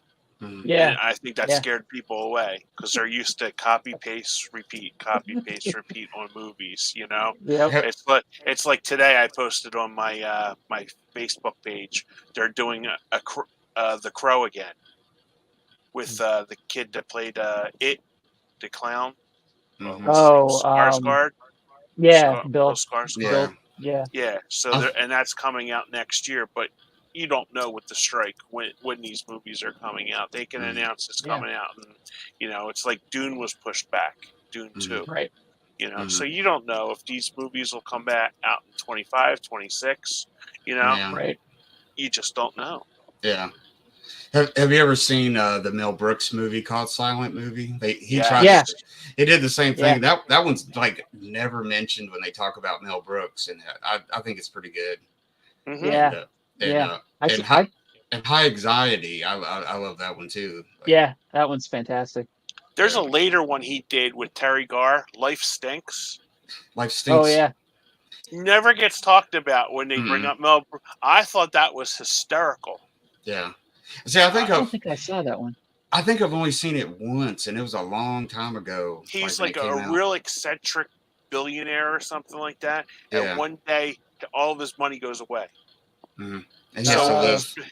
so Yeah. he's basically living in a dumpster, Yeah. like beside a dumpster in this like Armani suit and stuff like that. And he meets up with Terry Garr. It's funny, it kind of has a premise of like Trading Places a little bit, where they Mm-hmm. set him up to fail, and he has to make good with it, Yeah. and it's very funny. But you can't even get that like on DVD or anywhere. I think I had it on VHS, Mm-hmm. years ago, but Yeah. like you can't find it anywhere. Even to Yeah. watch, no stream. Yeah. That's another problem with streaming services. They don't put everything out, of Well, that right. filmmaker. You yeah, know, he's got that box set that came out, and it's him on it, and it's like a blue colored one, and Yeah, that that's the thing one I want. goes that thing goes for sick so much money. money. Yeah, and it's like I watch it occasionally to see if it comes down. I'm gonna grab it because I'm trying to be a tightwad about it, I guess. But I mean, you No, can you're get being smart, Mike. well, you can Yeah, get that other version that's the DVD, the older one that's got them all. But I think the Blu-ray's got like Men in Tights or something on it. But it's like yeah, I wouldn't mind getting that at some point one day. But yeah. I yeah. I Oh, actually lucked into a copy of that when it was still in print, so I have wow, that. I awesome. got it for $18. Oh Oh, man. you sucker. Yeah, Yeah, I was just looking that up. Yeah, that's a really good deal. That's what I'm looking for, something like that. yeah. But It was on Amazon, believe it or not. yeah, it generally runs like $50 and up. It may somewhere in there. So Hmm.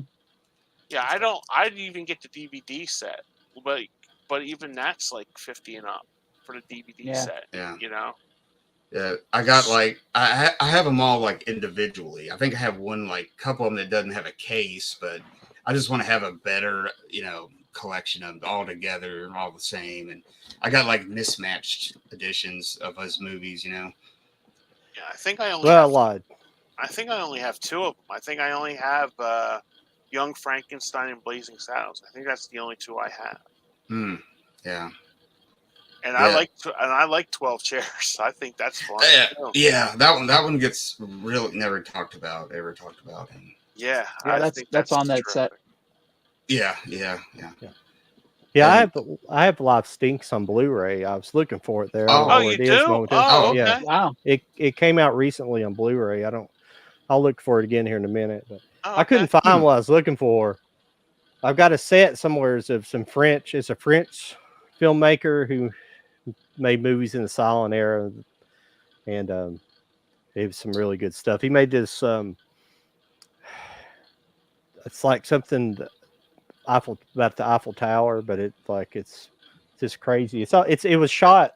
It was released as a movie, but it's kind of made. It's almost like a serial. Like it's got a like old movie serials. It's got that tone to it, but it was released as like one movie essentially. But I think it was intended to be like a serial, but it's like really good. And it's got this amazing like Eiffel Tower sequence where they built sets that looked like it, and they had all these crazy stunts on the Eiffel Tower, people climbing the Eiffel Tower. It was for the era. Oh, it was wow. an amazing movie, and I wish I could have found it. I don't know what the heck where I've got it at. It should have been in there, but I don't. Yeah. I want to say like Jacques Tati or whatever, but I don't think that's who it is. The director. I don't know what. That sounds interesting though. You guys like? Oh, yes. Svengoolie. Svengoolie. Yeah, I'm a big fan of Svengoolie. I was just telling Sean they're having the whole month of October. They're doing Svengoolie double features on MeTV now. Well, from the month of October. Yeah. So you'll have 4. I think is it 4 weeks? Is it 4 weeks in October? Whatever. You'll have 4 weeks because I seen the list of the movies, and he's got good ones lined up. It was cool. Like when I was a kid, I was like 7 or 8, and like I remember Friday nights it would be like the late thing, and it was Elvira, and she did her show, and she would show a movie or something. That was like so cool seeing that as a little kid back then. It was just like I don't know. Yeah, in the Philly area in the 70s, we had Dr. Shock. And he had a sort of like a Svengoolie kind of, his his daughter was I want to say Thing or something like that, and she would come and bring like the viewer mail out to him. She was like my age at that time, like 3 or 4, but it was fun. That's how I got into watching like those like creature feature movies and stuff like that from watching Dr. Shock. Yeah, I thought that was cool. Like it was regional, like all the different had their own horror hosts. And actually, what's his name? Paul Thomas Anderson, the director. His dad was one of those. Oh, no kidding, really? Yeah. I want to say they were from Ohio area or something, or maybe they did it out of L.A. or something. It's one or the other. But yeah, his dad he hosted one of those. He was some kind of character. That's cool. Yeah. I don't have all the details. Yeah. Yeah, I know when I was growing up, I lived right, like I said, I lived right on the border of Pennsylvania and Ohio. So we would get Cleveland channels and we would get Pittsburgh channels. So on the Pittsburgh channels on Friday nights, there was Chilly Bill Cardell, who was in Night of the Living Dead. He plays a reporter towards the end. He did that. He wasn't really a character, although he had some weird people on there. But he just sort of dressed in weird suits, and he would. There you go. There you go. I love that movie. I think that's so fun. Yeah. Yeah, I need to get. I don't have it. Well, I was looking on Amazon, and it's like this is Kino Lorber too. So. Oh wow. Yeah, and it's going for like $50 now for some crazy reason. I was gonna say, Sean, I think there's a documentary about those hosts the different ones. I'm almost positive I've seen it on one of the streaming channels, and it's pretty interesting. They talk about all the different, you know, different cities, and they all had their own thing, and it was pretty cool. Yeah, I'll have to look for that. Yeah. And we had Superhost from Cleveland. He would be on Saturday afternoons. He dressed sort of like a low rent Superman, and he had a clown nose and a cape and like boxer shorts over some long johns, and he was pretty hilarious. You can find some of his skits on YouTube. He did like the moronic woman instead of the bionic woman. Yeah, it's kind of hard to tell your kids nowadays. You know, like when I was little, we had 3 channels, or maybe, or possibility of one other channel that would come in sometimes, and you know, you tell them this stuff, and they don't like. What are you talking about? Yes, I like that. He asked, "Do you like the Dead Don't Die?" With Bill Murray. I've never seen which that. was I watched it on a plane. Yeah, that was I'm going blank on the director's name. It was Jim Jarmusch. Yes. Oh, is Thank it? you. Oh, okay. Yes. Yeah. I liked it. Mm-hmm. I liked it quite a bit. Yeah. Adam Driver was funny in that. Yeah. I am looking forward to the new what do you call it? That Michael Mann's doing a story about Ferrari. The actual Ferrari guy, and he filmed it in Italy, and it's all like really authentic. And oh wow, that's supposed to it's got Adam Driver in it, I believe, and that it's supposed to be out this year, I think. You know, did you guys ever see Lamborghini? They had that that movie that came out a while back. It's not a documentary. It came out. I think it came basically straight to DVD. I saw Ford versus Ferrari was pretty good. It wasn't too bad. It had who was it? God, what's his name? It had Batman. What's his name?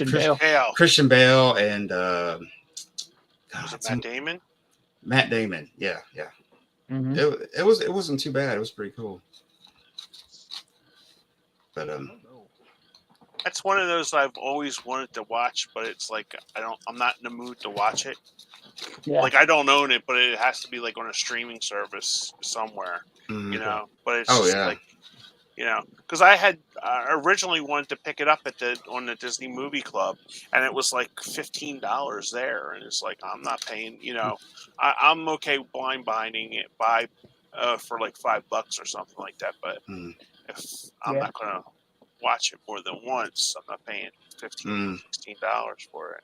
Yeah. I mean, I've only seen it once, so, and I own it, so I don't know. But I did like it at the time, so I don't know. I tried to watch Le Mans the other night with Steve McQueen. You know, the he made in the 70s, and it was kind of late. I don't know why I tried to start it so late, and I fell asleep. But it wasn't boring. It was just late, you know. So I know that feeling all too well. Yeah, I'll take a stab at it another night, I guess. Yeah, didn't that come out at the same time Grand Prix came out with James Garner? I think it came out a few years after Grand Prix. Okay. Yeah. I don't know. I like Grand Prix. I just don't like the musical score. Okay. It was done by Andre Previn. Yeah. I just didn't. I don't know. It's a good movie. I just don't like the score. I don't know. Maybe I need to give it a chance again. But I don't know.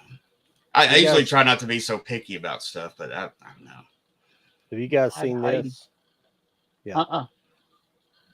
Yeah, it was like a crowd-funded. I think it's made in Switzerland. And it's just like it's almost like a exploitation movie. It's crazy. It's like I'm sorry, I haven't watched it in a while, and I try to think what it is. It's like like these people are like, they're supposed to be like Nazis basically, but they're like, they want to like basically take control of everybody by infecting a bunch of Swiss cheese, and so they basically they kill Heidi's like grandfather or something at the beginning, so she goes on a revenge after them. But it's like it's nuts. And this Sounds over kind the of top bonkers. action. Yeah. I like a good It's bonker really movie good. every once in a while. Yeah. How recent is that? Pretty recent. It's I think 2021 or something like that. Okay. Yeah. I've heard the name. I didn't know what it was though. I'd check it out. That's really good. Somebody's mentioning, it's kind of funny. Somebody mentioned Grand Prix in the chat there. What was kind of lame? Lamborghini? Grand Prix. Is that what you're talking about? Because I just picked that up. Oh, okay. Yeah. I got the Laserdisc copy of it. I don't have. Nice. Yeah. So maybe that. I don't know. Yeah, I do too. That's where I originally, and I just found that recently. I was thinking about it. I think I was watching Formula One a couple weeks ago, and I was. And funny enough, about it. I have Le Mans on Laserdisc too, but I was watching it streaming though the other night, and it looks a lot better. Obviously, it looks better, but yeah, I don't know. I'm gonna try to tackle that movie, man. I think it's happened twice where something happened and I just couldn't finish it or something. Yeah, maybe I'm not supposed to watch it. Yeah, you were right, Mike. Le Mans was 71 and Grand Prix was 66. Oh, okay. Oh, Yeah, wow. yeah. I had no idea until I looked it up. It's weird to always think of those two at the same time. Yeah, You know? because I think James Garner was supposed to be in Le Mans, but I think it was a scheduling conflict with Rockford. I think that's what got him out of Le Mans, because him and I watched a documentary on McQueen, and those two were like really good friends because they both like cars and stuff like that. So they were like really, really good friends.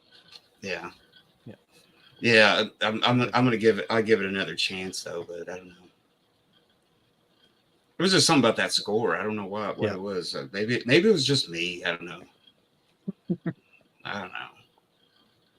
Might have been at the time of the night too that you were watching it. That's true. Like prickly or something like that. You know, maybe I was dreaming it or something. Maybe I dreamed it. Some different scores. I don't know. It happens. Yeah, it's weird how your mood at the time you watch something can affect how you really enjoy it. Yeah. You watch it at 2 a.m. compared to like 2 p.m. It might be a little difference.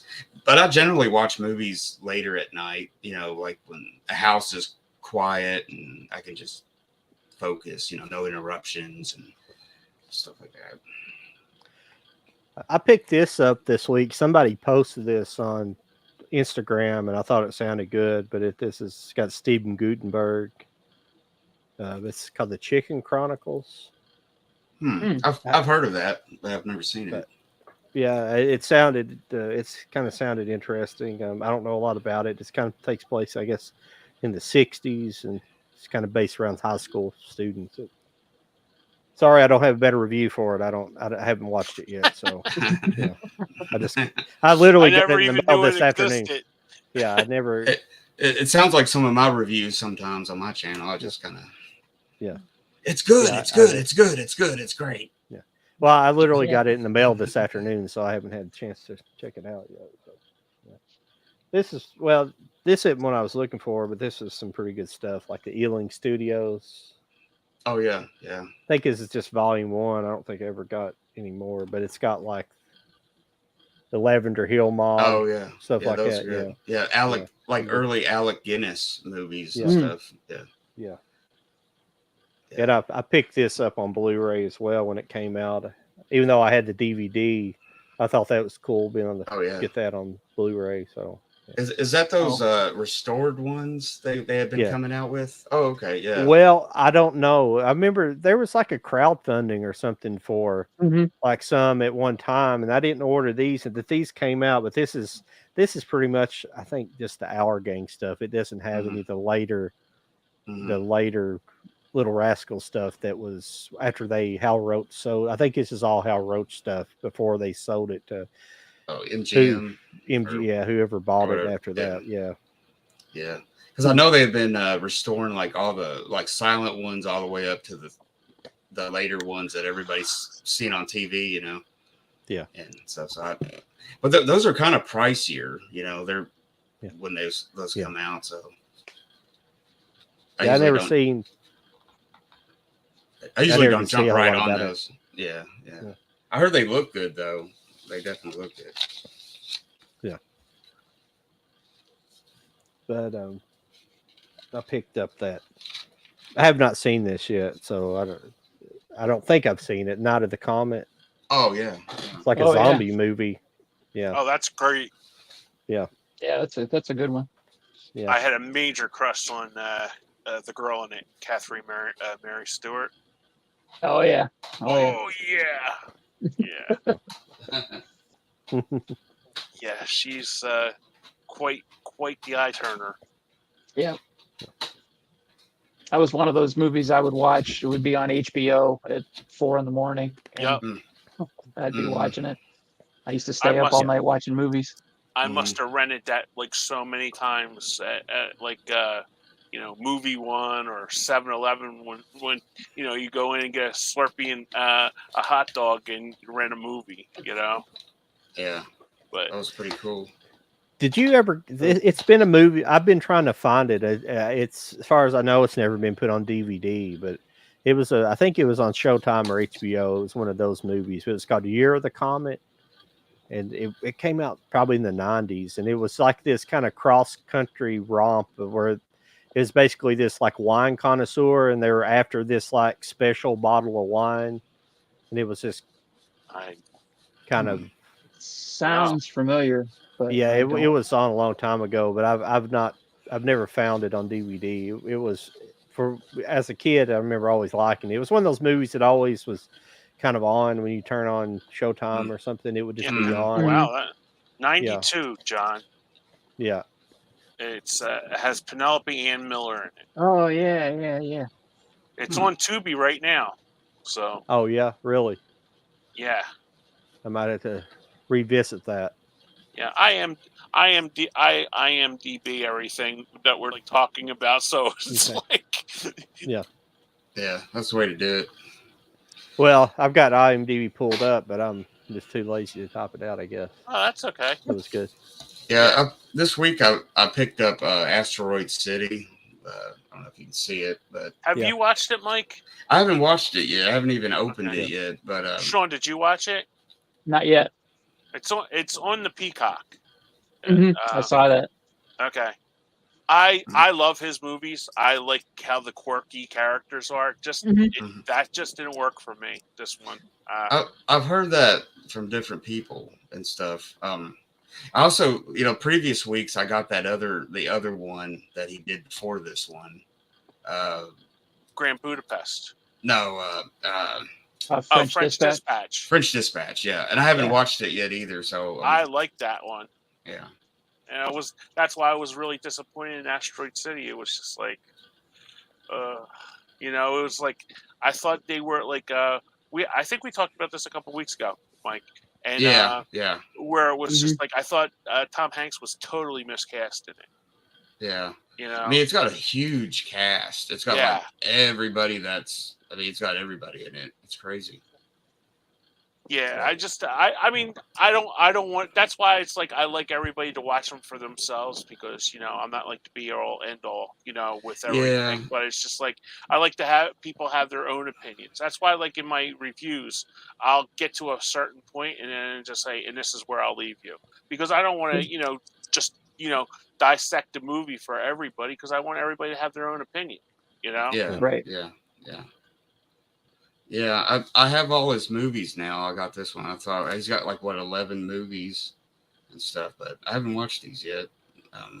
But yeah, I've heard different stuff about it, so I try to be the same way, Kenny. I try not to, see it for yourself and make your own. Yeah, that's because I mean, there's a lot of movies out there that people like really enjoy that I just don't have any time for it. And it's just like Yeah. what Sean was talking about in the beginning. Those people worked very hard on that movie, you know, very many sleepless nights and stuff, but it was just something that I didn't care for personally, Right. you know? Yep. So Plus- it's just like, plus Wes Anderson is probably the closest thing to our like an auteur yes, director nowadays, Yeah. because you know what you're getting. You're getting this look and style and writing and Yeah. feel, and you got Yeah. a lot of the same cast. He's got his group of people he always has, and it's pretty cool, Yeah. and it's But- he's a true filmmaker, yeah, it's and, like with I Christopher liked Guest it movie. myself. You know. yeah, You know, you're going to have the same people in the Christopher Guest movie, you know? Yeah. And it's Yeah. just like if you Yeah. don't get his humor, you're just going to be like wasting 2 hours of your life. You know what I mean? Because Right. I thought Best in Show was like one of the funniest damn movies I've ever watched. Oh But yeah, I've absolutely.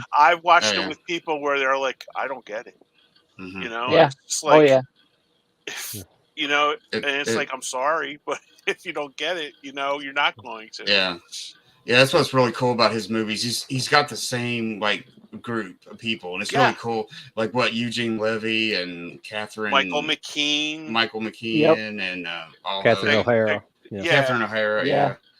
And And, Coolidge, Jennifer Coolidge is in his movies too. yeah. So, because Yeah, I he's- remember watching it, it was like, oh, there's Stifler's mom. Oh, she's in this. You know, Yeah. and it's like I didn't Yeah. know Yeah. she was, you know, an improv actress. I didn't know that. You know, Yeah. so you do a little background on it. So I would say those are truly like cult movies now, or yeah, underrated somehow or something, but they're just great. They're great movies. Yeah.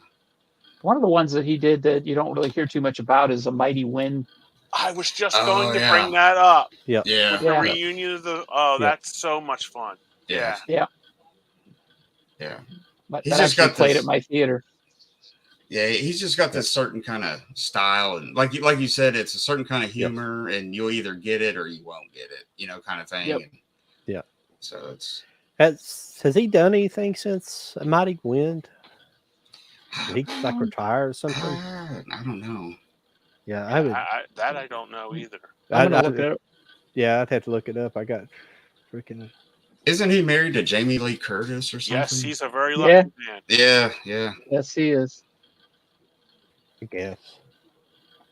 And you would just think they're like two different kinds of people, and I think that's why their marriage works out so well.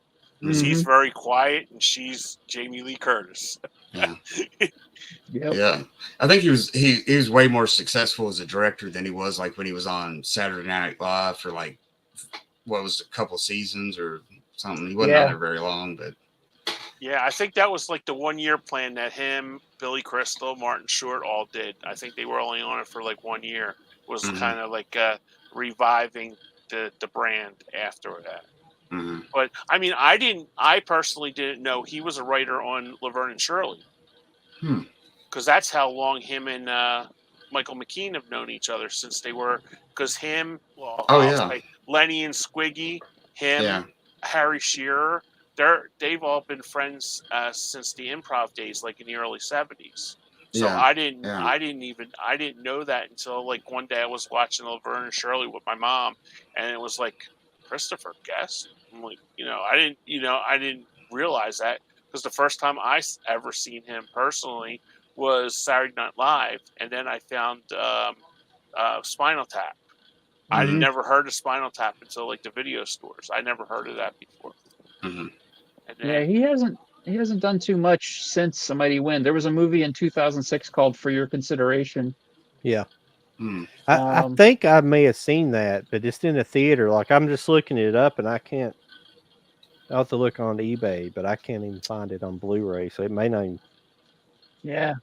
For some reason, I believe I seen that. that. When I seen that name, I was like, it is familiar, but I can't remember if I saw it or not. Yeah, Yeah, he did a TV movie too called Mascots for Netflix, I guess. Yeah. That was competitive mascots. Yeah. That's from 2016, and that was the last movie he directed. Yeah. That's probably where you'll see somebody like him do work now. Netflix, you know. Yep. I mean, his Or- movies weren't blockbusters or anything, anyways. But I think a lot of people like him are going to Netflix and stuff like Apple that. TV Plus. Apple TV. Yeah, and, I found it on DVD, but hang on a second, for $10. So we'll see if it was in Blu-ray, but Is that for your I don't see consideration? it. Yeah, Yeah.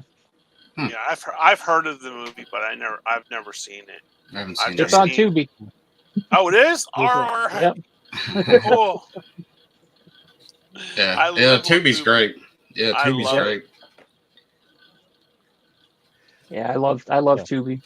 It's a rabbit So- hole that you can just spend more time looking for a movie than watching one. Yeah, Yeah. that's what I do. Yeah. I was going to bring this up at the end for recommendations for a movie for you guys to watch. It's an hour, like an hour and 15 minutes, and it's called "Adjust Your Tracking: The Untold Story of VHS Collecting." Oh yeah, I heard. I've about seen that. it. I've seen that. Yeah. Oh, okay, Yeah, and it's pretty interesting. I mean, they're like people I've never heard of. Like they actually have like a guy that built a video store in his basement. You Yeah. know, that has like all Mhm. VHS and stuff like that. But Yeah. I mean, they weren't like there's a couple of them that are like, you know, you could tell they were like very how do they say, eccentric kind of people. Mhm. And like there's like one guy, he's like he does his whole interview, I'm not kidding you, in a ball pit, like a kid's ball pit that you would see at Chuck E. Cheese, and Mhm. he's just sitting in there, and that's in his living room. Oh boy. Hmm. Yeah, that's why I said very eccentric people, Yeah.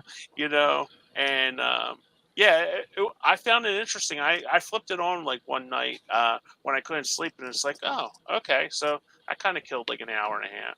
You know, it was pretty interesting. Wasn't there a documentary maybe 2 years ago, and it was about YouTubers that do Mhm. stuff like that? Yeah, yeah. Movie it was hoarders. Like movie hoarders. Yeah. Movie, Yeah. yeah, that's right. Yeah. That's on Tubi too. Yeah. Well, I do remember watching it, and I didn't think it was all that. I mean, it was okay. It was okay, but I don't think it was missing something. It didn't cover the It whole was spectrum. missing of, an editor. Yeah. Yeah.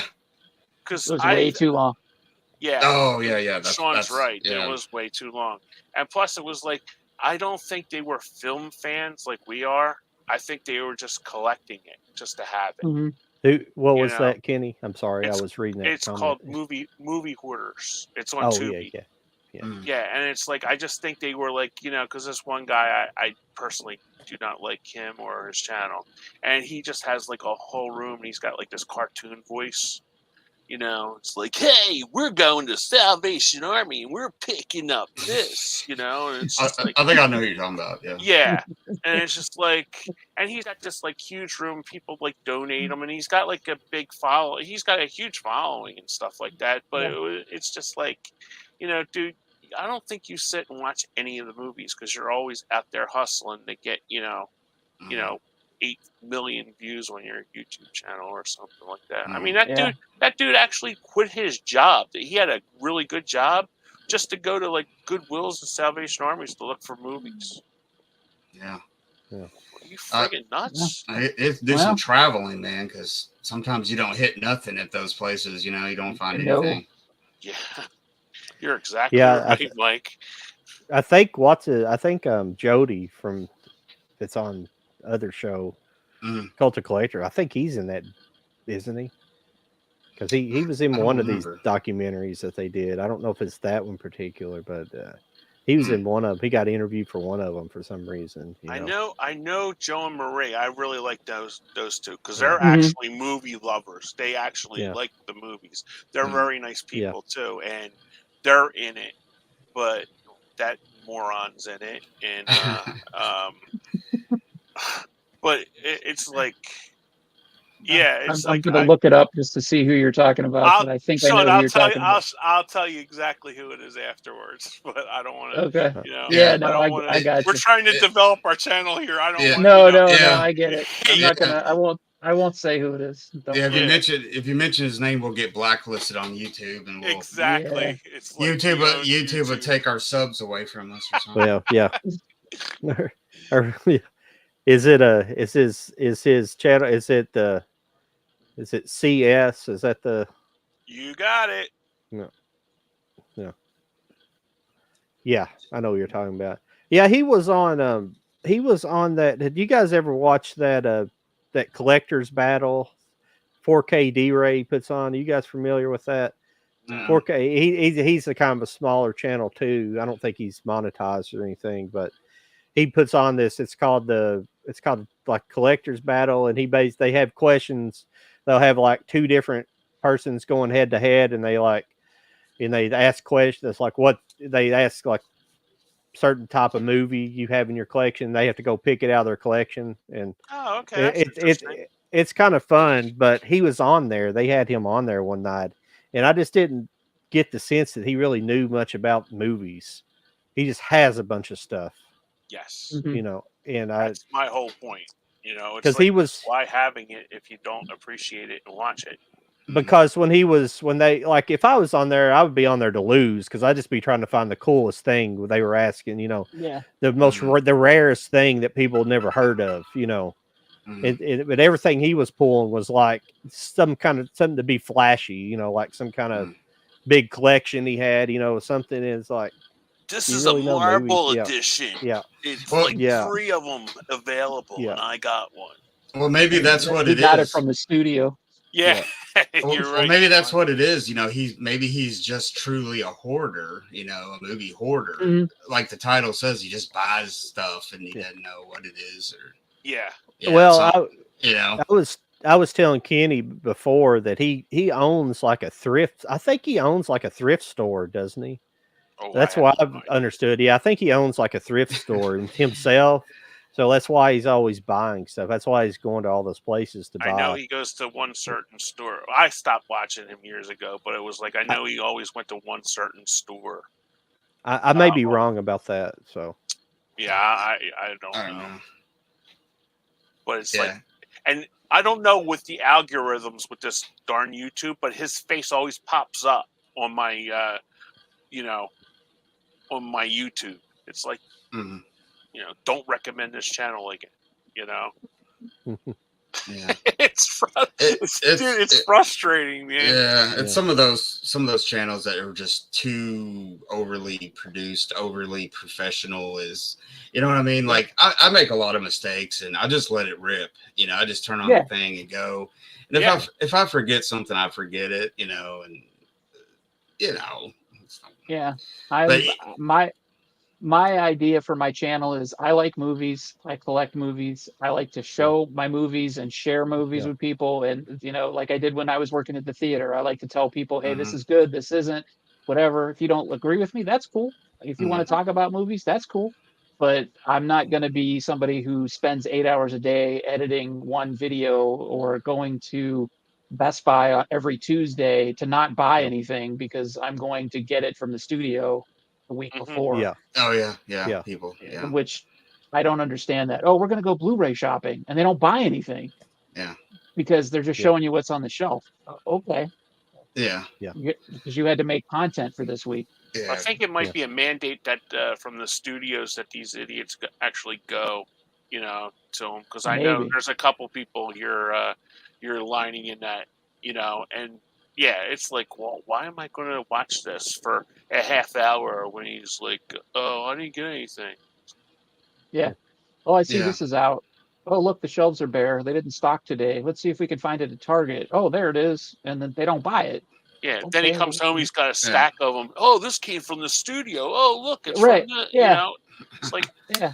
You know, I just kind of, my concept is kind of like talking to, like one-on-one, like say to a friend, you know, it's like, hey, have you seen this one? You know, I found this interesting movie or something to that. If I try to stay in that kind of general area, you know, because when you're talking to your friend or something, you might forget this about it, or you're not an expert about it, but you know, right. So, you know, I think it's more natural and you just be yourself. And that's why, like on my videos, they're all live. You know, Oh yeah. it's like it just shoots. There's no editing because I don't know personally. I don't know how to do it. So it's just like I like put it on there and just let it fly. I try not to make too many mistakes. You know, you'll see me like Yeah. reaching for the box that's like right beside in the chair, right beside me, and it's just like, you know, I guess it doesn't look appealing, but it's just like that's how I want to do it, and that's, you know, I'm just talking about it. You know, Mhm. so Yeah. Yeah. Yeah. Yeah, Christopher Guest did this TV show as well.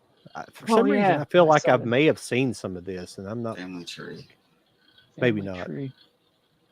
I'll have to maybe check that out. It's on HBO.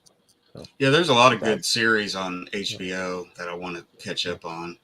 Mm-hmm. They generally make really good programming. yeah. but I like that actor too, that British actor. Well, let's see. Yeah. I can't remember his name. He was in Bridesmaids, right? Yeah, Yeah. yeah. I can't either off the top of my head. It's just Yeah, I know his face. Chris Chris O- O'Dowd. Yeah. Yeah, that's him. Yeah, Yeah, he was Yeah. in that movie with the girl from the Fish movie where she married the fish. Oh, Shape of Water. Yeah, Sally Hawkins. She did a movie with Yeah. him. Yeah. I can't remember it. Damn it. yeah. I don't know. It's in my head now, but he was like her love interest or something. And that's Hey. when I was first introduced to him. Hey, Kenny, what did you think about? We won't get into depth of a review on A Little Help, but what did you think about it? I did not like it. Really? I thought I thought Chris O'Donnell's character was like, you know, well, we won't get too far into it, but it was like, why was he keeping like the secrets of the affair with Janet? This stars it has Chris O'Donnell, Rob Liebman, if you remember him from the '70s, where he played Kaz. Oh He was yeah. he I was remember him. he was the father. He was the funniest part because he kept on talking about when I interviewed Cassius Clay, I was the third reporter in a row when he went like the Thriller of Manila and stuff like that. You know, his parts were kind of cool. It was like the sisters were trying to the sister and the mom, played by Leslie Ann Warren, were trying to get into Jenna Fisher's like life and stuff like that. And Ron Liebman goes to the bathroom, keeps the door open in the bathroom, and she goes, "Will you close the door?" And he goes, "I'm concerned here." And you hear him, No, and he's like, he's like I'm trying to. He's like I'm trying to stay in the conversation. Yeah, that's exactly right. And all you hear is the urine like go in the Well- toilet. It's hysterical. I thought it was all right. That's the biggest part of it was the production value. It felt like a it felt like a Hallmark movie. The way it it's didn't feel shot. like a studio movie. Yeah, it was. That's the biggest letdown to me. I thought it was decent. I thought Jenna Fisher was all right. She looks pretty good in it. You know, she could be full of mud, and I'll say yes. She's Yeah. great, Yeah. you know? Yeah. I could watch her read the phone book. Exactly. Yep. But But Chris I just thought O'Donnell's she was. Chris O'Donnell's not in the movie. He dies at the very beginning. So I mean, there's Thanks a for spoiler. spoiling it for everybody. I don't care. So yeah, Thanks a lot, John. Yeah, but I don't you're care. right. He's only in the first 10 minutes, and what they do is Yeah. argue, you know, Yeah. at the house and stuff like that. And then he goes and lays in bed, and she kind of gives him a helper kind of thing, and he falls over, dies. And next thing you see is the funeral. But I thought the kid, Yeah. their kid was obnoxious. I wanted to slap him in the head. You know, the 11-year-old kid, their kid. Yeah. But the daughter was obnoxious. Her niece. But the kid that played the band was cool. He had a nice, nice little part in it. I didn't like it. I liked her. Like, I'll watch anything with her in it. Okay, but I just didn't care for the movie. And I said, I thought Ron Liebman was very funny in it as the father. Yeah, I kind of felt like her present state of mind doesn't really fit what they were talking about. She was like when she was in high school. She was like kind of full of herself in high school and stuff. You know, there like there's like her brother-in-law is like kind of admits to her he was like kind of in love with her in high school. Yeah. and the only reason he married her sister was to be close to her. Yeah. And like, and they were talking about how, like, when they were kids, you know, how he used to. I mean, it has some funny lines. It's kind of realistic in that sense. It's like the movies, like the dialogue in the movie says stuff that you normally wouldn't say out loud to somebody. True. But and it's like he's talking to her, and he's like, "Yeah, I remember those red jeans. I remember how great your ass looked in those." You know, like telling her this like as an adult, and it's like. And like, you know, there's a lot of lines like that where it's things you wouldn't say out loud necessarily. It's something you know, so Thinking out loud.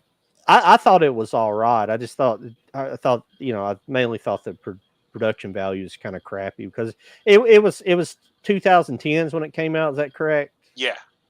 And it was like that early digital production stuff. You know, it's like, it wasn't the first, obviously, but it was still when they were kind of transitioning over for like low budget movies to shoot in digital. So it just looks too brightly lit, and it just looks like either like a Hallmark movie or a soap opera, Lifetime. you know. Yeah. It's just it would be a more interesting movie if it had better cinematography. Just I don't Different look to it or something. Yeah, it didn't set a mood. The movie sometimes the cinematography can kind of set a mood to a movie, and like it didn't really have that. It had decent writing, and the acting was decent, and it had good actors. It just didn't click for me. That's all. Yeah, you know? Had some funny stuff in it, but yeah. Yeah, I'm sorry we got into a movie you guys hadn't watched a little bit. I just wanted to talk about it because me and Kenny watched it, and I made a point to watch it, and I wasn't bored by it. I got into it, but it just. Yeah, I wasn't. Yeah, it was like one of those that you keep on saying, "Okay, get better, get better, get better," and it just by the time you're thinking that, it's over, and it's just like, well, it just kind of never got there for me, you know. Yeah. How about you, Mike? Have you seen Kinchman. anything? Yeah, C. Kinchman is asking me to be familiar with Lost Highway. Yes, David Lynch is one of my favorite directors. So that movie, yeah. Well, I picked up a couple of like multi what do you call it sets. Like I got the Mummy. I don't know if you can see that the Mummy trilogy, like with Brandon Fraser. Mm-hmm. Yeah. I like the first one, and I think the second one's good, but I never had these on any DVD or Blu-ray, so I picked that up, and it's one of those eBay deals. It was like $3.99 free shipping, so I was like, I'm gonna jump all over that, you know, nice and stuff, and and then I got this 5-film collection of Wesley Snipes movies. Oh, nice. I don't know if you can say it's got movies like Boiling Point, Passenger 57. When you hold those up, Mike, hold them up close to the camera because your background's your background's cutting it off. Yeah, that's not working either. I'll fix it. I'll tweak it out here in a second, but it's just that background, that artificial backgrounds, treating everything like a green screen. Yeah. I found this movie that's like a neo-noir. It's got Casey Affleck, Jessica Alba, Kate Hudson. It's called The Killer Inside Me. I've heard good things about that one. Yeah, it came out. It might be like 10, 12 years old, maybe, or it might be newer than that actually. But I actually think that was a Hamilton book. Hamilton book at one time. Yeah. Okay, let me see if this will work. I don't know. Does this? It's blurring it too. Well, let me see this. And it's reflecting. You can see it a little bit there. Yeah, a little bit. Yeah. Got that. And then another one. I found this on Amazon. It was brand new. It's a DVD, and I've never seen it. And it was like $3.99. You know, you got free shipping. The Ghost in the Darkness with okay. Michael Douglas. Yeah, Michael Douglas, Val Kilmer. That's a great movie. Yeah, I thought it was a really Yeah. good deal, and I just like I've never seen it, so you know. Yeah, I remember going on a date in high school. I took a date to that movie in high school. Yeah. So yeah, so What a just romantic. Yeah. let's see what else did I get? Oh, I got a Bachelor Party. This is actually the UK edition Oh, that's Blu-ray. cool. That's cool. I got this one because it's got some special features on it, like some interviews. Actually, an interview with Tom Hanks, which is because No way. he rarely talks about this movie for some reason. It's just really funny. But yeah, that's about it. Just some little odds and ends stuff. As little as possible. Yeah, I put there's my grand piano back there, and yeah. We'll go back to my O2 background. But yeah, that's about it. And then, yeah, of course, I got Asteroid City and stuff. But yeah, pretty good stuff. I picked up Across the Spider-Verse steelbook. Oh yeah. Nice. Oh, is that out? That's out already? Yep. Yeah, it came out Tuesday. Oh, I picked okay. that up. I didn't get the steelbook, but I picked up the 4K. Yeah, I really liked it. My son's a big fan of that movie too. I need to get that.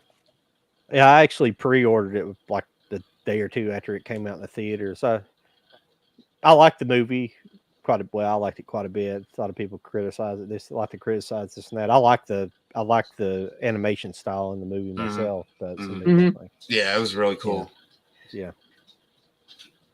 And a lot of people hate Miles Morales because they don't hate him, but I think they want to be like, well, Miles Morales is Miles Morales. So I don't really care. I think if it's based in a multiverse, then there could be a black Spider-Man, so I don't really care. I thought it had a really good ending. It left you hanging like, oh man. It's like I'll sit here another 2 hours, just like let's see you know what I mean? That kind of feeling. It kind of leaves you like, oh man. So it's like, don't spoil it. I haven't watched it yet. Oh, okay. It's got a great little ending. I'll just leave it at that. But, okay. Yeah. I bought it on the strength of the first one. I love the first one. I saw the first one in the theater, and I didn't get a chance to go out to see the second one, so I just bought it to watch it. Yeah, I'd like to buy that Saw collection because I'm planning on. I think I'm not a huge horror person, but the new Saw movie looks kind of good. I think I might go see that in the theater. Yeah. What about that? Saw 10. What about that Evil Dead movie? I've heard different stuff on it. I haven't seen it yet. It's streaming. It's on HBO Max, but I haven't watched it yet. I think is that the newest one that came out? Yeah, what's it called? Evil Dead Rise. Dead, yeah. I think I think some people liked it and it was kind of one of those some people did and some people didn't. Yeah. I never did see the first remake of the Evil Dead. I'm always such a purist when it comes to the Sam Raimi one, so I've never had any interest in seeing the remakes. Yeah, that one was actually really good. I was I'm kind of like you, John, about that. But then when I watched it was almost a whole slightly different movie. It wasn't like it didn't really remind you of the other ones all the way. You know what I mean? I think didn't he like produce it or Sam Raimi like produce it or it's like Sam Raimi presents type thing? Yeah, he was involved in it. Yeah, somehow. So. Yeah. I think he's involved with a new one, as I think Bruce Campbell is too. They're just as producers. Wow. I think so. Yeah. Yeah, I may watch that. Yes. Here real soon. Yeah, I wanted to watch it. I haven't watched it yet. Yeah, I heard some people say it's really good, and I was like, okay. I picked up these. Well, I picked these up on Steelbook just because they were only like $20 each. The Expendables 4K. Oh yeah, 1, 2, and 3. Wow. Yeah, I saw that on your. So I picked up 1 through 3. The artwork's nothing special, but I don't really care. I didn't really. I think I only had them on Blu-ray, so I kind of splurged this week. I wouldn't intend on doing that. I was just I was planning on going to getting Sleepy Hollow, and there was Yeah. something else I'd looked for, but I was planning on buying Sleepy Hollow, the Steelbook. I really wanted that one, and Mhm. when I went in, they had those came out too, and I was like, well, I can't pass them up for $20 each because that's pretty good for 4K. So, And they're steel books. yeah. I think I have a 3-pack of those three. It's a Blu-ray 3-pack. That's what I got too, Mike. Yeah. I didn't watch them all yet. I've only watched like the first one. I need to catch up on the other two. Yeah. Well, Have you guys ever seen the Dollar Tree sort of female version of Expendables called Mercenaries? No. It sounds familiar. Yeah. It's who's in it? It's Bridget Nielsen and what's her name? Rothrock. Cynthia Cynthia. Rothrock? Yeah. Yeah, she plays an FBI agent in it. I'm going blank on the name. She was Zoe Bell, I think, the stunt woman who was in. Yeah, it's Kill a Bill. bunch She did of the like. stunt work for Kill Bill. Stuff like Yeah, that. yeah, she's in the one Grindhouse movie with Kurt Russell. Yeah. Death Proof. Death Proof. Yeah. It's a terrible movie, but it's fun. It's pretty. Yeah, It's well, available on Tubi. Well, I like car movies, so yeah. So I enjoyed it, especially the second part because I'm a Dodge man, so I like the homage to Vanishing Point. So. Oh yeah. That actually sounds pretty decent. Like, you know what I mean? Just a fun movie. Put it on, like the Mercenary one. Sounds like it's not great, but it's probably fun.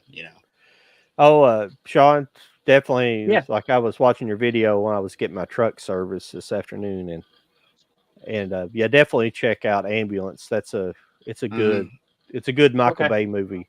Yeah, it is. Yeah. It's pretty much all practical special effects, and nice. I don't think there's not very much CG in it, and it's essentially like a car chase movie with an ambulance. It's pretty much a constantly moving kind of car chase for the most part. And it's actually good. Yeah, I was surprised. It's one when I kept seeing the previews for, I wasn't really interested in seeing it, and like a buddy of mine that I go see movies with wanted to see it, and I was like, well, I'll go since he's wanting to see it, and it was pleasantly a decent movie for Michael Bay, especially because the human element's really good in it for Michael Bay. It's usually, you're used to the Transformer movies and all the stuff that he does, and the human acting element of it's just usually kind of crappy, and this is pretty good. So and it's got Jake Gyllenhaal in it. Kenny's favorite leading man. That's my favorite leading man. Yeah. Who's the other guy in it? I don't. It wasn't a big name guy. I was thinking of somebody else for a second. Never mind. Yeah, it's got like some of the cops, you'll recognize them, but I don't know their names right off. The guy's one of the lead cop, you'll recognize him, but he's not. I don't remember his name.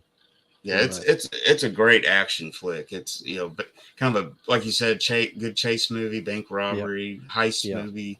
It ticks all the boxes. It's pretty good. Yeah. I'll make it a point to watch that while I'm on vacation. And Penny, Bone Tomahawk is on Tubi. Okay. I might have to check that one out. It sounds pretty interesting. Yeah, it does sound good. Tubi's where it's at. Yeah, it's Bone Tomahawk's. Oh, go ahead. Bone Tomahawk's an excellent Western as well. Oh yeah. So, okay. Yeah. Check kind that of slash sci-fi horror too, though. Mm-hmm. It's got that weird. It's got that weird element with the Native Americans, or are they Native Americans? Okay.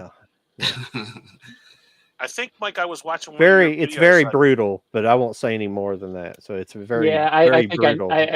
I think I know where you're going because somebody didn't spoil it, but kind of gave some of it away to me. So. That didn't spoil it though, did it? No.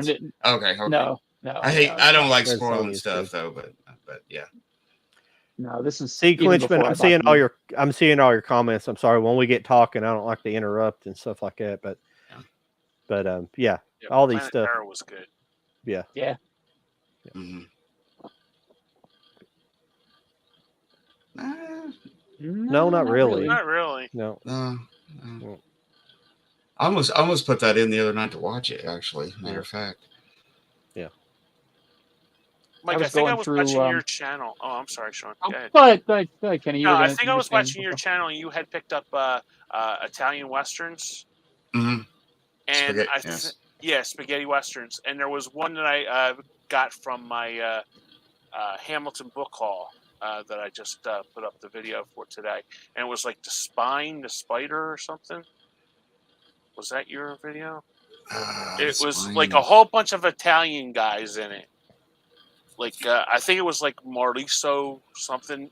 It was one of the directors that you had spotlighted in your videos. Marie. Yes, I know where you're going with that, but I think that was like one of the movies that were on this 5-pack was a Mafia Kingpin pack that had Jack Palance movies on. Oh, It okay, was like okay. 3 it's of like them. it's like a Euro crime. Yes. Or they Policia or something like that. Yeah, Oh, but yeah. I got that idea because I had looked it up after watching your video, because that's what I do. It's like I take notes watching people's videos, and I literally have like a whole page of just like movies like to check out and stuff to see if they're like on Tubi or something like that.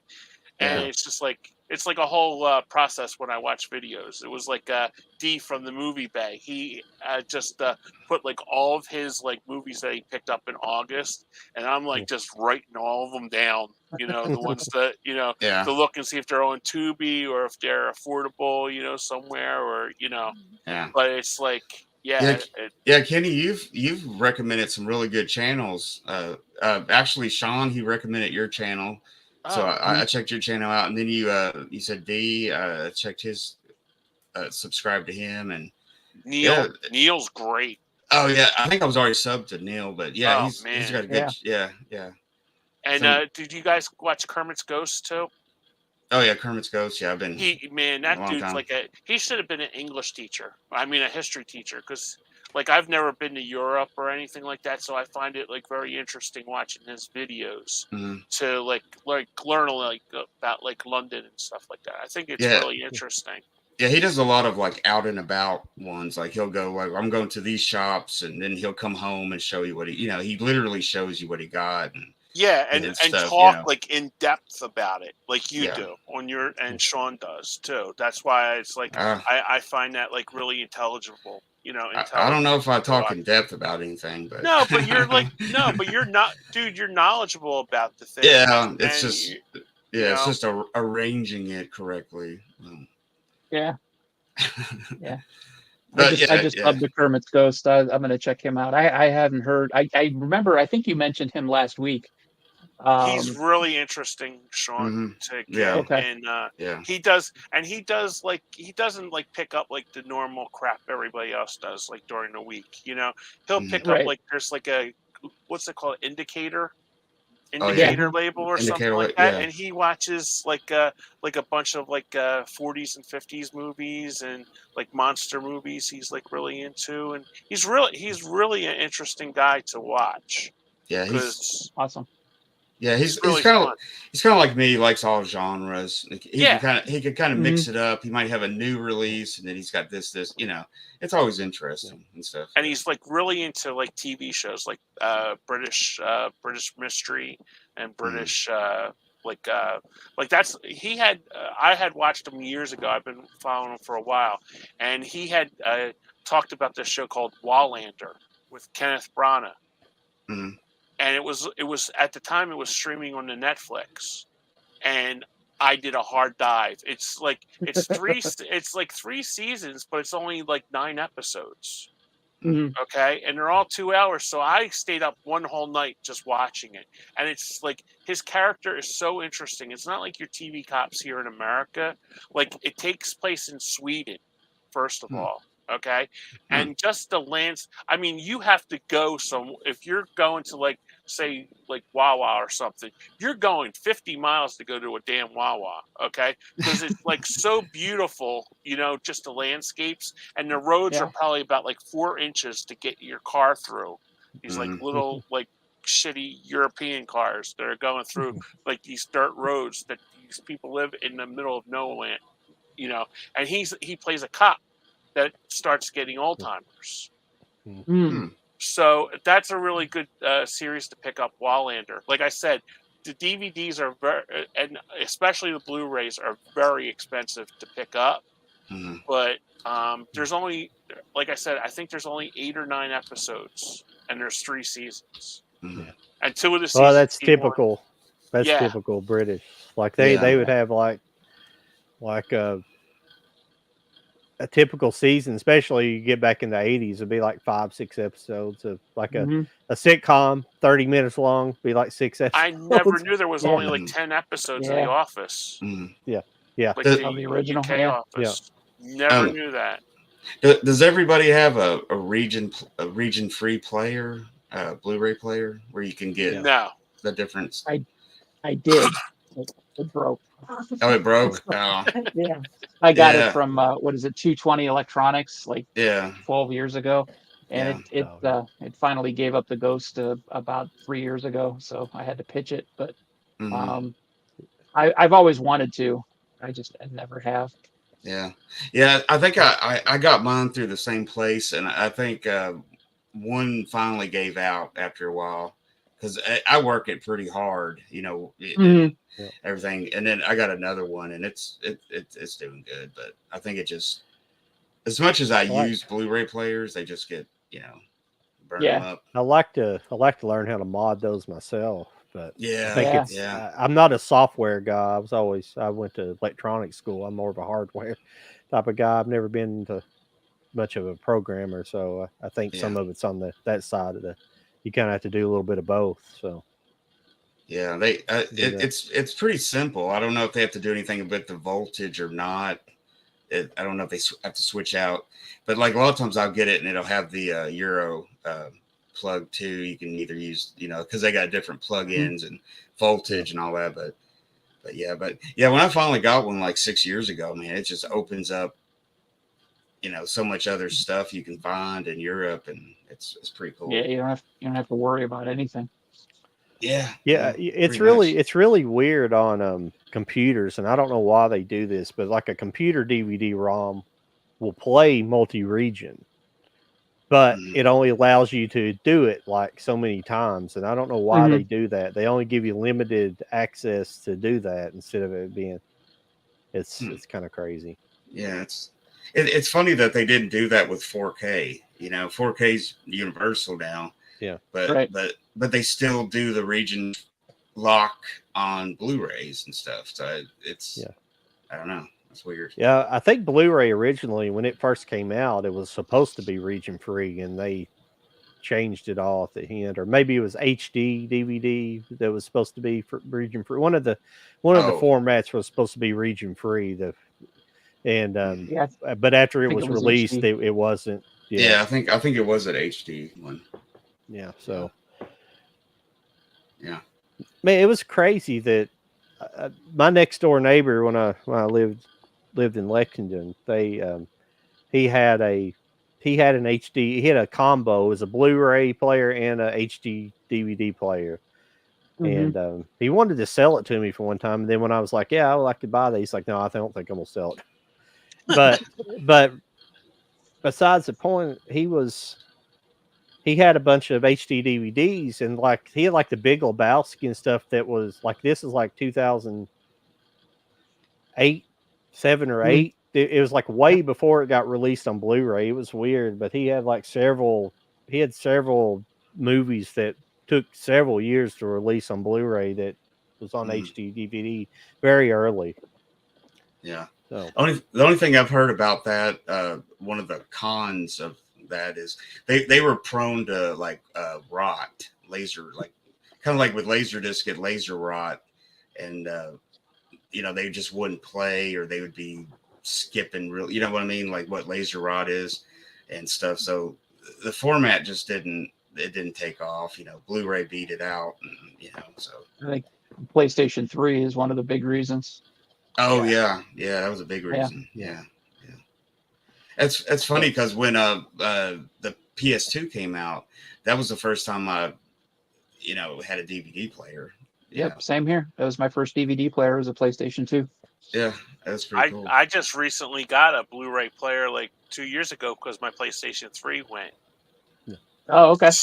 Yeah, so that's why it was like, okay, because my brother had like burned like all these movies that you could fit like 6 of them like on a disc and play on the PlayStation 3. Mm-hmm. It was, I don't know how he did it. Like I told you, I'm not very mechanical with anything. But yeah, it was like I lost like a ton of movies, because he would like burn them like all on one disc and then send them to me from where he lives. It's just it's just compression. He just had them compressed. Okay, he just had them on a more highly compressed file. Yeah. So that's like when you see like from DVD to especially when you get into Blu-ray and 4K, like the 4K, that's really what they're doing. Like a lot of the Blu-ray transfers, or it might be the same transfer, the same 4K transfer, but the 4K disc has more space, so it allows them to have a larger uncompressed file on there. Essentially, a lot less compression. That's what makes a better pitch. Essentially better resolution picture and stuff like that. So right, yeah. I wanted to show you this, Sean. You were talking about sci-fi movies, and I love these sets. And Mike may have some of these sets as well, but these are sci-fi. It's called Sci-Fi Matinee. It's like 4 films, and what I love about these is like a lot of times when you have multiple movie sets on Laserdisc, they like I don't know if you have you ever collect Laserdisc or not. I have not. I've never had a player, but I've seen them. I know they were. I didn't collect them when I was a kid. I never could afford them. I'm a recent buyer of them. Last 10 years. But what's cool about these is like the movies play back to back. They're like not like one separate disc for each movie. Like like when one movie ends, the next movie starts. So it gives you like this kind of theatrical experience. Cool. Yeah. It's really cool. John, is that one? Is that who released that? Is that Universal or Sony or United Artists? Oh, okay, it's MGM. Okay, yeah, okay, yeah. I don't. I was just gonna say I just watched The Magnetic Monster not too long ago, a couple of weeks ago. Oh, okay. Yeah, I don't. Yeah, I don't have that set, but I think I have a couple of those movies though on DVD though. But yeah, 50s sci-fi, man, it's great. That was a great time for sci-fi movies. That's what I was raised on. Oh man, the Stooges, nice. Yeah, I got this big box set of Stooge stuff, man. It's got quite a few episodes on there for. Yeah, it looks like a thick box there. Yeah. I don't know if I've ever watched that one because I've got all. We weren't allowed to watch that when we were kids because me and my brother would beat the hell out of each other with the frying pans. Yeah. Well, my mom put a stop to that. She was like, because I'd watch them with me, my brother, and my dad, and then we were like little, so it was like the next thing it's like, come here, Chris, and go grab a pot from there and just like hit him over the head, and he'd grab a rolling pin, and try to hit me in the head. Mom put a stop to that. Yeah. I swear I didn't watch them again until I was like in my teens, when we were old enough to figure it out, so it was just like, she put a stop to that. Yeah, it's like you hit your brother with a frying pan and he's like, well, in the movie he was okay after exactly. like Oh yeah, 30 seconds. Mike, I walloped him once. I think I was 5 and he was 3. I walloped him once and he was like screaming, like crying to my mom. My mom was like, what the hell did you do? And it's like, I just seen Mo do it, She's like yelling at my dad about it and stuff like that. So poking people in the eye and stuff. That was a big thing. We'd go around poking. Like, oh yeah, it was a mess. Did you guys? I enjoyed that that Three Stooges movie that came out several years Oh, I ago. did too. Yeah, it was I pretty thought good. I that thought like wasn't too Will bad. Sasso did a good job as Curly and all Mhm. that, you know. And you so- had the right director too, because Farrelly gets it. You know, the Yeah. Farrelly Yeah. brothers Yeah. get it. Yeah, know? yeah, So they weren't going to try to do like sort of like when the commish Michael Chiklis was Curly, Yeah. and it was like Yeah. they did a dramatic Three Stooges movie. It's like Yeah. yeah. yeah. If they could do if this Marx Brothers movie ever comes out, maybe do it in that vein. It might be decent, but I don't know. Yeah. There's a lot more levels to the Marx Brothers, you know. So Yeah. I don't know what I don't know. Yeah, they're a little They more would have to sophisticated. really have to do like a real background on their parents too. Yeah. How strict their parents were with them. Yeah. So I don't know. It's been rumored for a while, so I don't know. It'd be interesting if they do. Yeah, it's like with that I would check out. Yeah, biopics are hit or miss sometimes. Yeah, a lot of them try to fall into the same kind of cookie cutter type of movie, you know, where it's just they're all kind of the same, you know. They feel like they had the same beat as like all the others, and it takes a real special one to really stand out. Yeah, they just show the basic stuff, basically. You know what I mean? Just the high points or something, and they don't really go deeper. Like Yeah. No, I thought worst is that when you see Big one George about Foreman was good. Oh, was that good? Yeah. I wanted to see that. Mm-hmm. Yeah, I saw it in the theater. I don't think I've bought it yet. I'm pretty sure I haven't bought it yet, but it's out on DVD, Blu-ray and DVD now. Yeah. Has anybody seen that one with Jerry Butler, Kandahar? Not yet. No, okay. Yeah. Because I see it on eBay pop up, and like eBay you can get it for a pretty good deal, and it's just like one of those where it's like, is it worth waiting for like Black Friday or because I think it's like $12 on eBay. You can get it for some buyers. But, I've heard relatively good things about it, but I really? haven't checked it out yet. Yeah.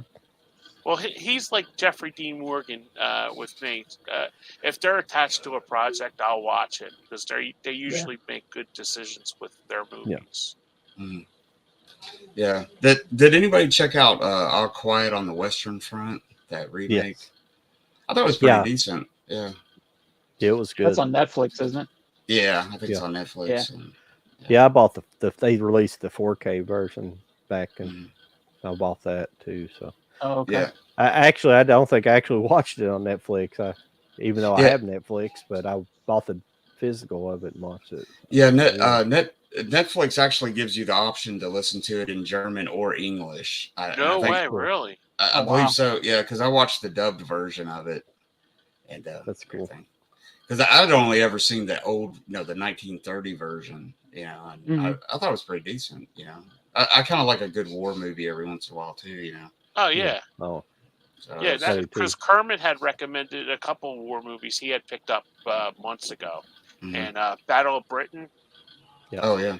Oh yeah. I never saw that before, and he had recommended it, and I think I got it for $5 on eBay. Yeah. So that's a great movie. That is a great movie. Yeah, it's one of those. Big into planes. Yeah, it's one of those good like 3-hour, epics. It's like I didn't even care how long it was. It was so interesting, And that was like Sean had picked it up from Hamilton book, A Day of the Jackal. Oh yeah. Yeah. Great movie. Yeah, I can't wait to watch that. I haven't, because I saw the Jackal, the Richard Gere, the remake before I saw Day of the Jackal, so that's why I picked it up. Yeah, I had seen you had picked that up, and that was a great movie. Yeah, that's got Bruce Willis in it too, don't it? The remake, that one. Yeah, remake, Yeah, I thought it was pretty good. Yeah, I really enjoyed it, but that's everybody that I saw reviewed it said it's good, but the original is way better. Yeah, yeah, that's. Did you see that earlier? Looking at Christopher Guest, I didn't. He directed Attack of the 50-Foot Woman, like the 1993 remake. Oh, I did not. With Daryl Hannah. Oh, I didn't know. Really? Daniel Baldwin. I know and the William movie. Wyndham. I just seen it on here, but yeah, he directed that. What was that, like an HBO made for HBO movie or something? Yeah, That I don't know. It may have been. I believe it was. Yeah. Yeah, I remember it, something like that. Yeah. And the other movie I watched a couple weeks ago, and I couldn't believe that this got nominated for an Academy Award, was Triangle of Sadness. I have heard nothing but depressing things about that. That movie sucked so bad, and it was another one of those movies where it was like people like are going out on the Criterion sale and spending like money on this. I'm like, dude, why? Yeah. It's just like it was just awful. It was just like pain, and it was like one of those. It's like my mom always said to me. She goes, "Just give a movie 15 minutes. If you can't get into it after 15 minutes, just shut it off." You know. So it was like 15 minutes went on. Okay, it'll get better. No, half an hour. No, it didn't get better. And it was just like by the time the credits rolled, and I was just like, what the hell did I just waste my time with? And then it was nominated for an Academy Award for Best Picture. I'm like, why? You know? But oh, dude, guys, stay away from that one. That one sucked really bad. Yeah. I haven't even. I I don't even think I've ever heard of it actually. I've seen like people picking it up on the Criterion sale, and I'm not a big Criterion kind of like nerd like that, you know. Yeah. And it's just like You don't. you know, because like a lot of the movies that Criterion comes out with, like there's Sands, like Some Like It Hot, I'd like to get because I love that movie. It's a Mad World. Time Bandits was another one. I mean, there's some, but it's like I like seeing people pick up like Thelma and Louise, and I'm like, I have a $4 Blu-ray copy that I got from Hamilton Book. You know, why do I need to spend $50 on something that just? Hey, I have like, that. No, I wasn't. Where do Yeah. you have it seriously? Yeah. Oh wow, I did not know that. Everything that you're Now I seeing feel like a straight behind me here, that shelf is Criterion. I like Criterion. It's No, but it was Yeah. some of them are artsy fartsy kind of shit that I don't get into. Yeah. But it's just like I'm thinking to myself, some of those movies are good. Yeah, Yeah. I don't get into all of them, but I do have quite a few Criterions and stuff. Yeah, I'm not a completist making enemies Criterion. soon. Like I don't have No. to have every number. Like they're numbered Criterion, they're like numbered, and some people try to be a completist and buy all of them. I don't do that because there's a lot of them that look boring that I have no interest. But there's some great stuff on Criterion too. I mean, that's because there's over how many is on Blu-ray right now, Mike? Like probably 1,500 or so. Yeah, I think the number's up to about. It may be up to almost 2,000. Yeah, I probably got a couple hundred. So that's pick and choosing, and just the movies that sound interesting. Yeah, I wish they would do that with like Warner Archive movies because I like the Warner Archive movies. Mm-hmm. Like with like the Cagney movies and the Bogart stuff, and I really enjoy those movies, and I wish they would take the care that they do with the Criterion with them. Yeah, some of the recent ones they've released on Blu-ray have been really good quality. I don't know if all of them have been restored or anything, but some of them look really, really good. Really nice. Just lost my headphones. Can you guys hear me? Yeah. Okay. You're good. They just died, which may be telling me something. Yeah. Yeah, we've had a pretty good good conversation. Yeah. We're almost at the 2:45 minute or time. Yeah. Oh wow. I don't even look at the time when I'm talking to you guys. I just now looked up at it. It's like 2:42. I was like, okay. Ooh. But some of the best kind of niche companies is probably Kino Lorber. I think me and Mike buy a lot from Kino Lorber. Yeah. They've been really just putting out all kinds of good stuff. 4Ks now, and I think they just started doing like Kino Cult. Where they're putting out some other stuff, but they're on a roll. I mean, they come out with at least one thing every month that's like I'd buy that. At least one. So yeah, I've just started noticing that I'm picking up a lot more Kino Lorber stuff lately. Yeah. It's just, strength of the titles. I don't buy by label. I could care less what label something comes out on. But, Oh yeah, yeah. Well, the they've got only something I want. reason the only reason that I ever got into Kino is because I was buying like that, like you were talking about, and I started noticing Kino Lorber and all this. So I thought, well, I better look into these. And this happens a lot of the movies I'm interested in. They'll put it out. It's like Life Yeah. Stinks. I showed you earlier. It's Mhm. it's Kino. So Yeah. it's just they put out a lot of great stuff. So I pay attention Mm. to stuff like that.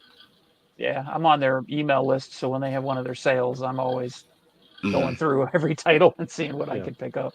Yeah, yeah.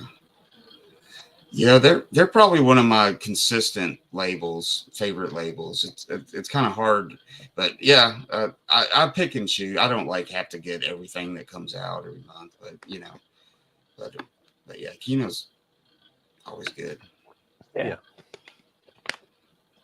Let's see, Kino and God, who would I say the Arrow. second? Arrow, yeah, definitely Yeah. Arrow. Yeah, and then Indicator actually does have a Yeah. lot of good stuff. I tend to not buy a lot from them just because their sets. Well, a lot of times they're you have to have their Region B stuff, and they're a little pricier. They're not too bad sometimes, but they're a little Mm. pricier than regular stuff. So I tend not to buy them as much. But I'll be perfectly honest, Mike. I think my Indicator set of uh, what was those westerns The Randolph Scott ones, the Renown. the renowned westerns, the Randolph Mm. Scott and Bud Bedecker movies. By Mhm. Indicator set of that is I think the picture is just about as good as the 4Ks, Yeah, Oh, wow. and so yeah. I recently shot a video and I break down that because I'm a huge Randolph Scott fan and those ones and stuff, and I got like 5 different sets that's got all the movies. Like Mill Creek put one out, and Indicator, Criterion, and kind of broke it down. Each one's got something to keep that set for. So if you're a fan, keep it. But yeah, I still think the Indicator set is the best of it, just overall, the package and supplements and stuff. But yeah, I mean, I was kind of the 4K set. It didn't blow my eyes out. Like it was like, wow, this is a revelation or anything, but they looked really good. So, Yeah. I mean, but I've seen those so many times, it's almost like, so their initial restorations way back when just really cleaned them up, period. Anyway, so they just, they can't do too much to them, really, tweak them out. Yeah, they look pretty good. Yeah. Yeah, that I own the Indicator, and I own that. Was it Shout or who Mill Creek put that up? Mill Creek. That Mill Creek one, yeah. But the reason I bought the Mill Creek is because it has it has the 5 renowned Western movies on there, but it's like a 10 or 12 movie set though. It's got like 5 or 6 other 5 movies more. So that was why I was interested in picking that version up, because it has a lot of movies on it. It's like a 10 movie Blu-ray set. So yeah. See, Mill Creek previously did like a 2-volume DVD set, and then they just combined them all on that Blu-ray set, and they put that one out. So it's all the same movies. They look a little sharper, but it's the same thing. So but yeah, I mean, I'm a big Western fan, so I was yeah, me too. But haven't been watching as many here recently, but I've definitely always in the mood to get back into them. I watched a couple. I watched some of those. I wanted to check out what did I watch the other day? There was a Western. Oh, I watched one of the Audie Murphy Westerns. I got it was in that set. It was a really good movie. Yeah, that's another. Yeah, that's a cool thing that Kino does too. They put out those noir sets and those Western sets. Yeah, I have those on DVD, so I don't know if I was going to upgrade or not to those Blu-rays or not. I don't think I just keep the DVDs. They look good too. So Oh, but Kenny, that Thelma Louise, I never owned it on any other format. So, I didn't even know. I felt bad after you said it. I'm I was like, I'm oh not, man. I'm not taking any criticism, but I just, I never owned it any other way. So, I'm not losing anything by buying the 4K. No, I had it. I Yeah. had it on VHS, and then I Yeah. seen it, of course, on Hamilton Book. That's like my that Honeywell Go-to. kind of Yeah. spot, kind of place Yeah. to go. And it was $5, and it's like, I'm okay with a $5. You can make fun of anything I've got in my collection because Oh, stop it! I make fun of other like, people. Those are fighting words. Yeah. Let's drop the gloves, John. No, I don't care. I always forget that Ridley Scott directed it. Yeah. Yeah, I always forget about that. But yeah, I don't know. I was around when it came out, and it was always a scene where they drive off the cliff, and it was such a big blockbuster and everything. Yeah. But it's a good movie. It's overall. I haven't seen it in ages, but yeah, it's. I was with my friend who was a girl. We went to go see it, and she at the jail scene where Brad Pitt appears. She's like really loud. Who is that? Like we're in the theater watching it, and she's like, and I'm like, I don't know who the hell it is, But she was like so loud. We're in the middle of the theater to see it. If Sean worked there, he probably like, come on, lady, get out of here, But it was like she was like, I'll never forget because I always talk to her, and I talk to her every day, and I mentioned that to her. She goes, "Oh, I was so embarrassed, but he was so awesome. gorgeous." That's awesome. Yeah. Yeah, everybody forgets like what a hunk guy he was back then. Before he got, but he's got the acting chops. Oh yeah. Now, back then it was like, what is he? But I don't know. He's always been a pretty decent, pretty face and good actor. I guess But yeah. Yeah, I kind of like that. I like that zombie movie he made. What was that called? World War Z. Yeah, yeah. That was good. That was really good. Yeah. Yeah. I think I went to the movies and saw that. It was pretty cool. Yeah, and 12 Monkeys is a great movie. Yeah. Yeah. Mm-hmm. Yeah. I told you guys about that story with Brad Pitt, didn't I? No, I don't think so. He shot. Okay, my mom worked for a law firm. Okay, and he was working in the set. You know how dirty he was in the movie. Yeah. The scene. Well, he came off the set working overnight in Philly because it was shot in Philly. Yeah. And he went to see my mom's boss, who was a partner at this law firm that she worked for. He's literally sitting in the waiting room, and my mom was, she worked for 5 different partners. She sees a scuzz, as my mom would say, the scuzzball sitting like in front of her, and she's like, "Oh, I'm here to see Alan," and my mom's like, "Sure you are," kind of. My mom had no idea who the hell Brad Pitt was. Okay, That's funny. So she, after a while, her boss Alan came out and met and said, "Oh, come on in, Brad." Just like nonchalantly. And my mom goes, she's talking to one of the other secretaries. "You should have seen this scuzzball that came in to see Alan earlier."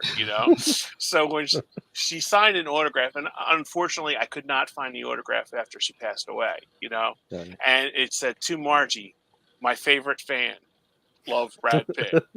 And I always thought, and she came home and told me and my brother, and we were like, "You don't know who the hell Brad Pitt is?" She goes, "I don't watch those stupid movies you guys watch," And I'm like, "Mom, go to the shop, right? You'll see like his picture like on like anything." So I'm like showing her like in the People and stuff, and she goes, "Oh yeah, that's the guy who came in there, but he cleaned up well," And it's just like I always have that fun story to tell about my mom, but it's just like, yeah, he was making 12 Monkeys, and he literally came from the set.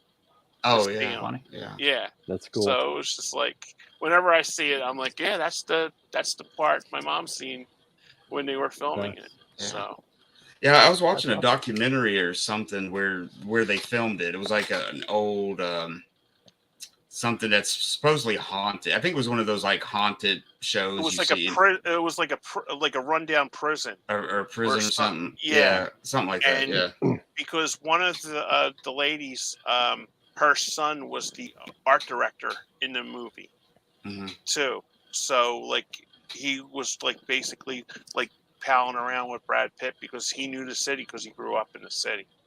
Hmm. So that was kind of interesting that time, you know. That's cool. Yeah. Yeah, that's cool.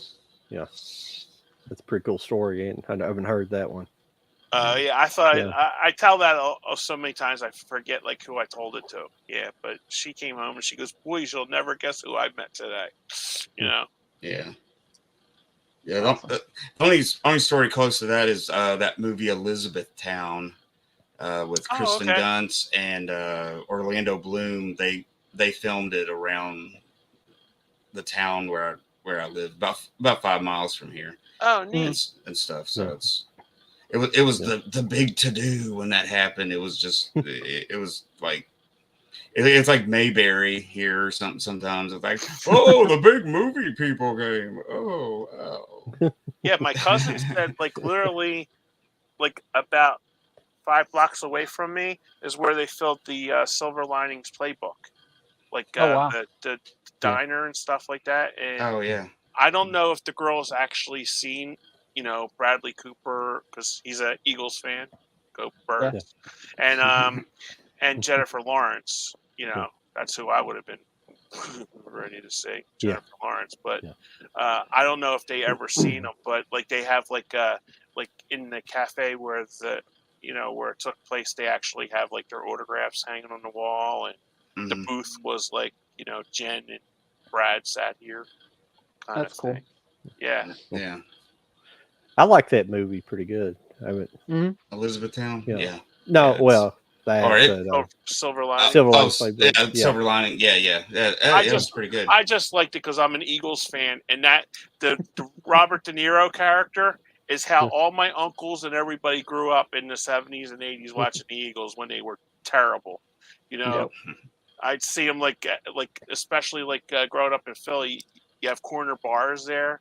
So I'm like riding my big wheel with my brother, and you see all these guys coming out of the bar. Jaworski sucks, and it's like, you know, and they're like having like their, Ortlib's beer for all you Philly fans out there, and Schmidt's beer, and they're like, like throwing them against the wall, and you're trying to drive your big wheel around shattered glass and stuff like that. So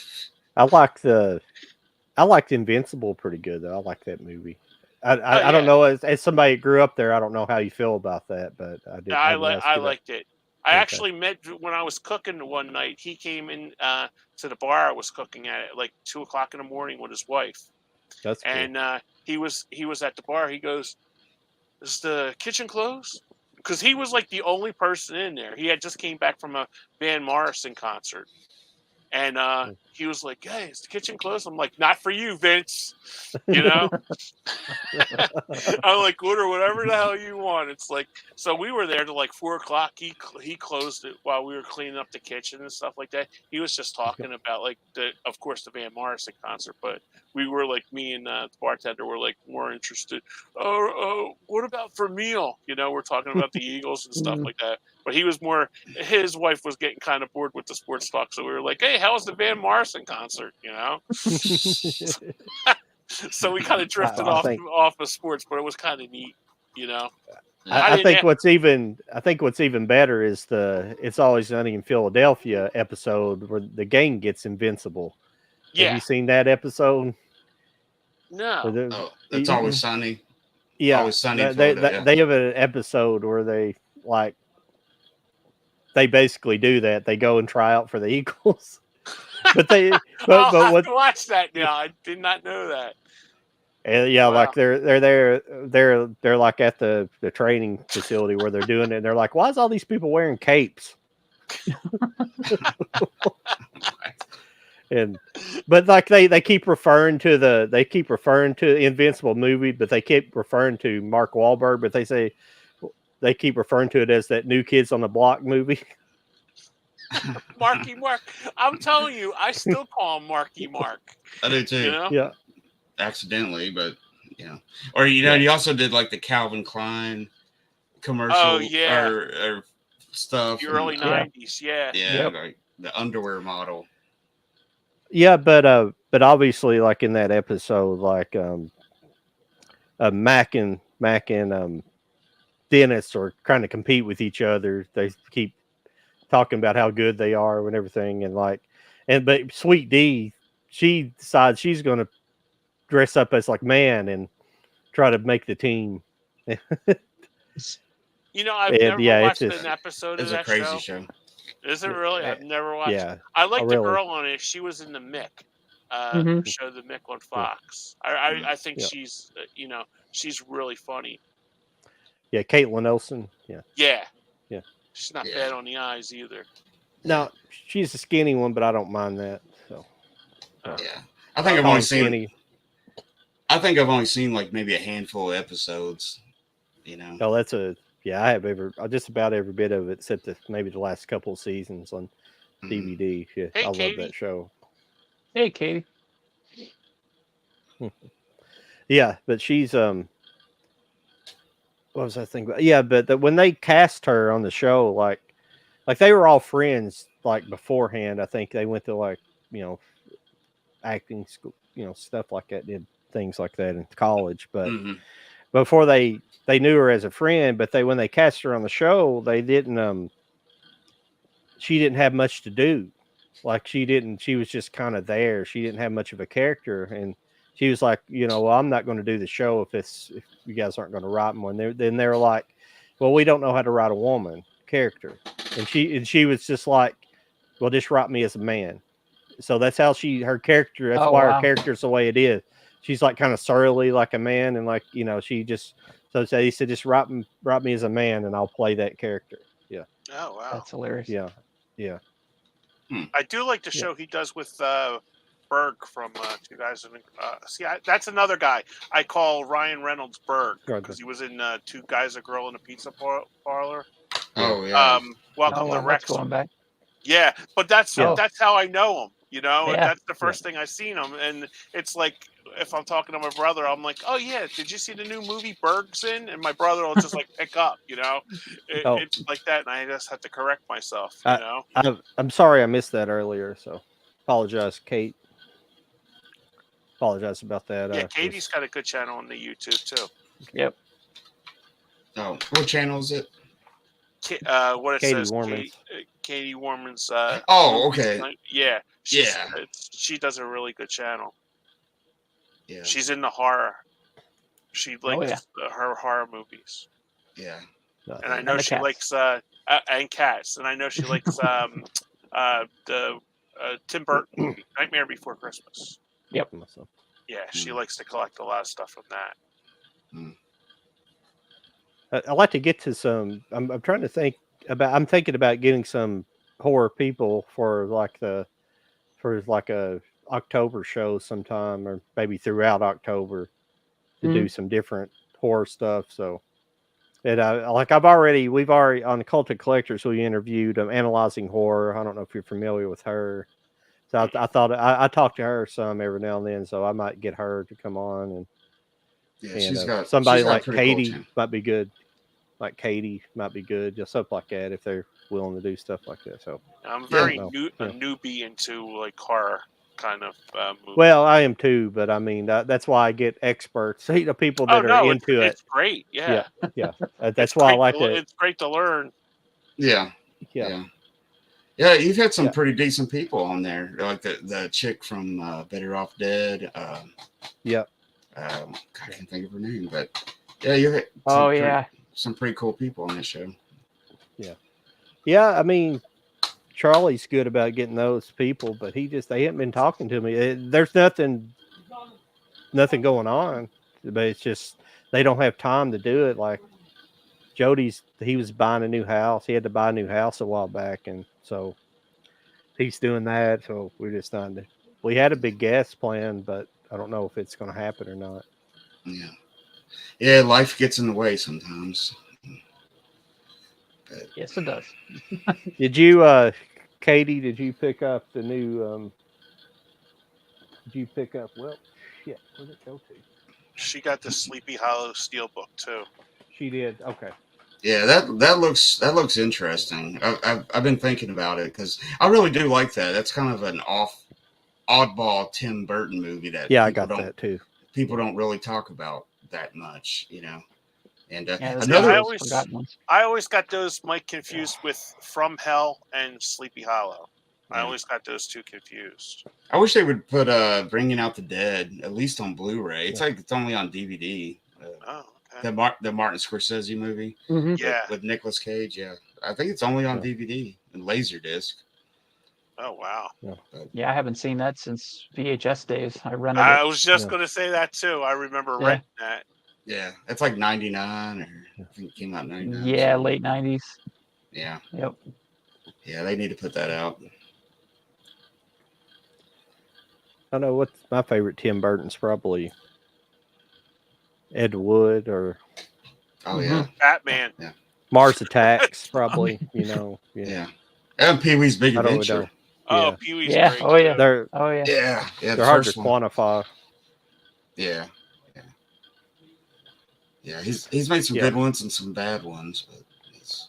Yeah, that was a very Katie was saying that was a beautiful steelbook. Yeah, it's a very unique design with it's basically a steelbook and a what I called earlier. It's a digibook all in one. A digibook, yeah. Yeah.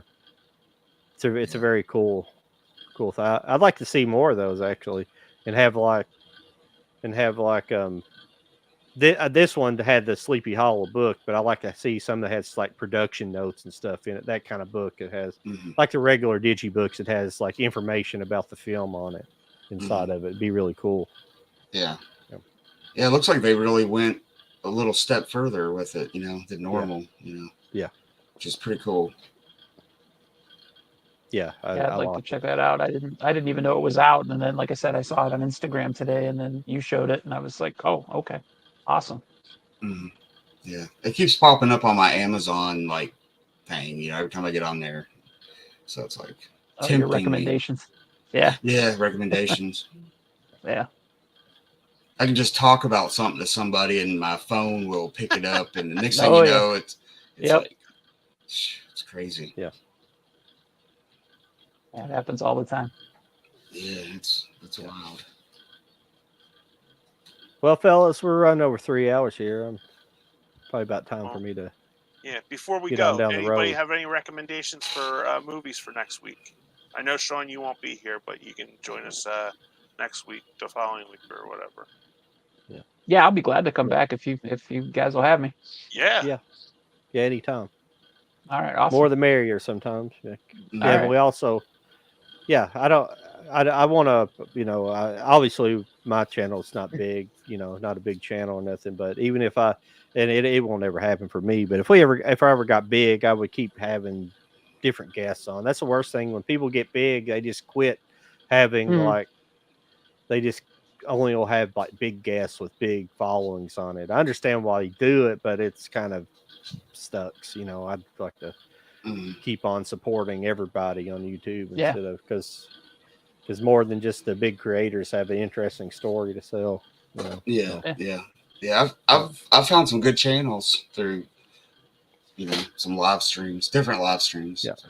Well, make sure you come back next week and we might even have you on sometime, Katie. And unless you're like a lot bigger than us, maybe you don't want to come on and we've stooped to our levels so far.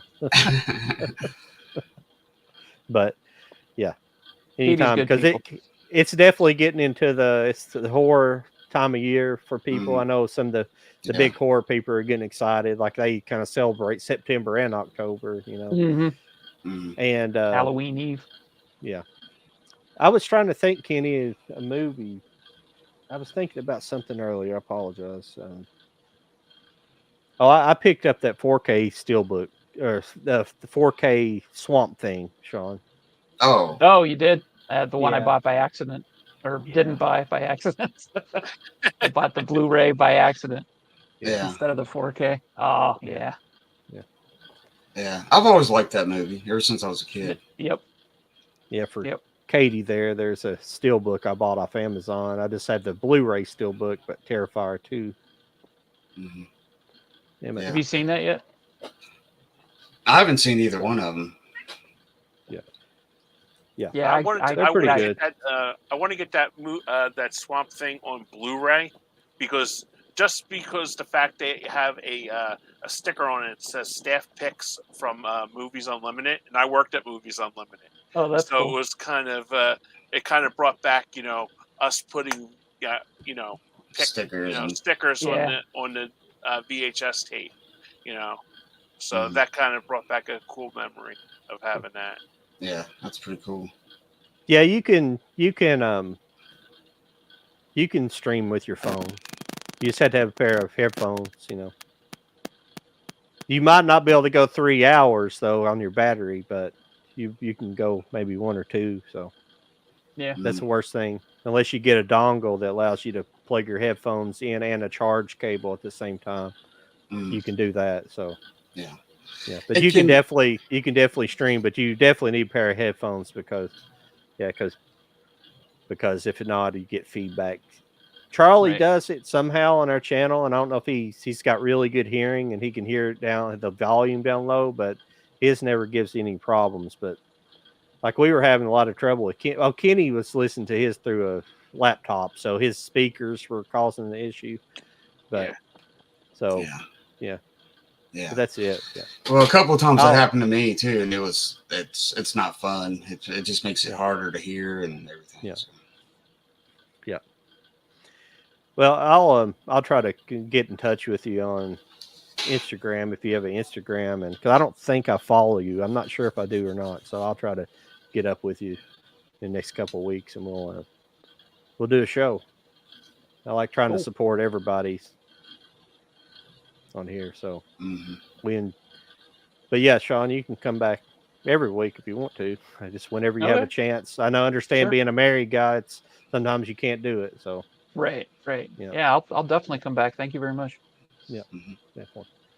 It's cool. I guess Well- my movie pick would be not that I give it 4 stars or anything, but I'll throw it out there. That Mercenaries movie with Okay. Cynthia Rothrock and Yeah. Zoe Bell. Go ahead and Yeah. check that out and let me know what you think. Yeah, that sounds interesting, actually. I will. And mine is the same on Tubi also. You're the Comet. Okay. You're like, Oh yeah, there you go. oh, man, I don't even know what I would recommend. The problem is the one damn it, I'm gonna have to get a server built so I can. You know a lot about servers, Sean? Like building Like- servers? Like a Plex server? Yeah.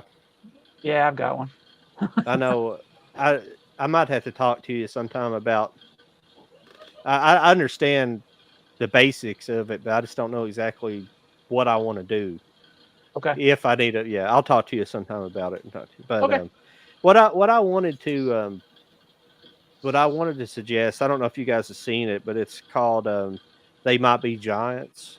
I don't know if you can find it on any of that stuff, but it's came out in 69 or 70. It's Oh, it's got George C. Scott in yeah. it. Yeah, it's 71. Indicator has a release on Blu-ray. Yeah, but I was trying to see if it was on any of the platforms or Kenny and Mhm. everybody, No. so we can all watch it. So No, and Yeah. I know I don't own that. I've never heard of that one. oh, it's excellent. It's like essentially a Sherlock Holmes movie. Yeah. I was just reading it. He's convinced that he's Sherlock Holmes. Yeah, it's very interesting, very good. And Okay. yes, it's where the band got their name. They Might Be Giants. So Oh, Okay. okay. they got it from that movie. Yeah.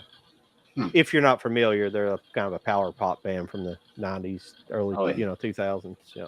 Didn't they do Yeah. the Malcolm in the Middle theme? Yeah, I think so. That's how I know. Yeah. Yeah. Mhm. That's another blast from the Yeah. past. Yeah. I don't know what to pick, man. Y'all can just Okay. throw something out to me and I'll watch it. Let's think. Let me think here. I You think my brain's winding down for the day. I just Yeah. What would be an easy movie? just kind I of don't know. I think Mike, I think mine might they might be Johnson's on Kino Lorber. Yeah, I think there's a Kino release too.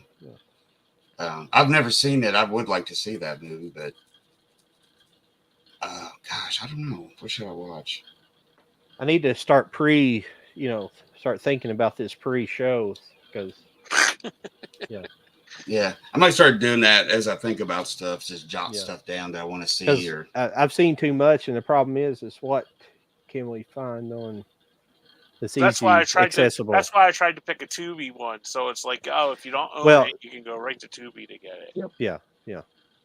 I'm trying to think of what's in like some of my cart, or not carts, but in my queues on some of those that I got. Gosh,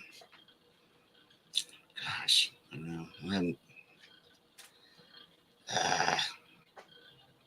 I want to get started watching some horror stuff, I guess, for the season, but I don't know. Well, you guys said that what's that? Evil Dead again? Yeah, I'll Evil talk Dead about Rise. that. Evil Yeah, Dead Rise. See Yeah. if this is on Tubi. It's called Night of the Hunter. It's got or Night it's Hunter. got Henry Cavill, Okay. Ben Kingsley,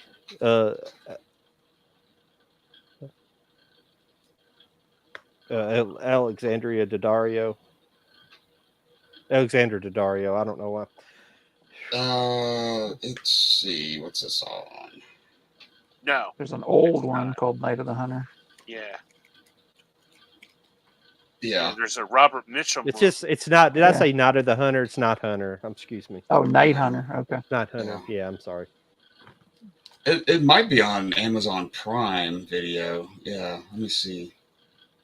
Yeah, it's not. It has Prime on it, but it doesn't say if it's free or not. Yeah, for $3.99 you can rent it. Hey, it's only Yeah, $3.99. I'll take a chance on $3.99. Yeah, I mean that's. Well, I picked this up at Half Price Books and Uh-huh. I haven't watched it yet, so I thought that'd be a good one. But I mean, we'll see. Okay, well, I'll research it, and if not, I'll just rent it. It's Yeah. Well, maybe let me look through some stuff and I'll try to pick something for you guys. Because off the top of my head, I have no idea. yeah, We've all seen so much and anything. Yep.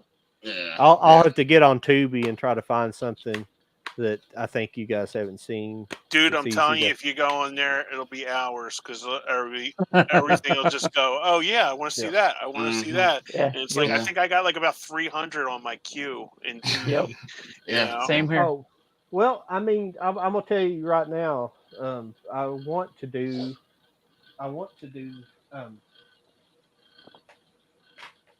You know. Well, shit. Where'd it go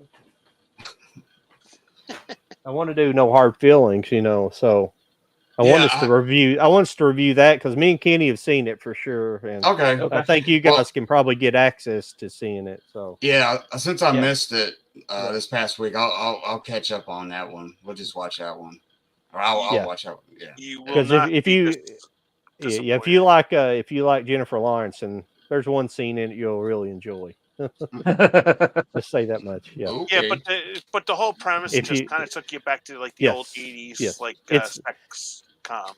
It's a fun movie. It's got some really funny stuff in it. So yeah. Okay. Yes. Sounds good. Cool. Definitely. So that's about it. Let's see here. I had Mercenaries, Year of the Comet. Was there one other picked other than No Hard Feelings? Night Hunter, possibly. Yeah. Yeah. What's the name of the Jennifer Lawrence movie again? I keep forgetting. No it. hard feelings. No Hard Feelings. No I Hard like Feelings. for some reason there's something about that word combination. It just doesn't stick in my head for some reason. I forget it every time. That's why I had to shuffle back through to remember. It's like I cannot remember that. Yeah. So Okay. yeah. Okay. Yeah. So is there 4 or 3? Oh, do I need to pick one? Yeah, you need to pick one now. Okay. I don't know. I'll have to. I don't know, man. I really can't think right now. I'll come up with something and I'll pass it on. Yeah, to you one can of just Instagram all three of us and just say, Yeah. okay, that's Yeah. your homework. Yeah. Yeah. Okay. Your assignment is. Your assignment is. That's why I said when I talked to John this week, I said, "Did you do your homework?" You know. Yeah. I was I, thinking. I did my homework. You knew I was doing my homework. I told you I watched that one movie. Yeah, that's why I like said. Monday. Yeah, because you asked me if I had seen it, Yeah. and I said, "No, Yeah. I'm going to watch it Yeah. because I watched it yesterday because I wanted to keep Yeah. it fresh in my head because all the Yeah. other shit that I watched would just kind of just like overlap and just like wave that, you know. I mean, I Yeah. watched 3 movies today, you know. Yeah. Yeah. So Yeah, I do. I have to do that sometimes, depending on the type of movie it is, and then I'm still shit at reviewing it. So yeah, because everything that I watch is on my Letterbox because I just like put everything on Letterbox. yeah. Oh yeah. Yeah, so it's like because I follow you, Sean, on the Okay. Letterbox. So it's like everything that I've watched, you know, Mhm. I I put love on there. Letterbox. Yeah, I do too, because there's like so many, especially like your friends list and stuff. You go Mhm. through and just like pick something out, and then, like I said, with like watching D and Neil, it's like I literally had like 3 things of loose, like computer paper, just writing everything down, you Yep. know, to research, and it's like Yep. great because you like learn so much. That's why I like like Mike when I seen like about the Italian dude, you Mhm. know, and like the movies from him, I wrote all those down, you know, that Mhm. you had bought the box set, and it was like, oh, that's like sort of like right up my alley, you know. Yeah. So Yeah. it's like that's why I kind of enjoy watching like different people because you know you get Yeah. kind of into a niche kind of, and it's like, hey, you want to branch out. Yeah. That's You why I get never watched horror movies before, and it's like I started watching Brian and Bryce, and it's like, oh, they watch a lot of horror movies, you yeah. know. You get different perspectives, from Yeah, different people, and it's yeah, it's it's it's exactly. it's pretty cool. Yeah.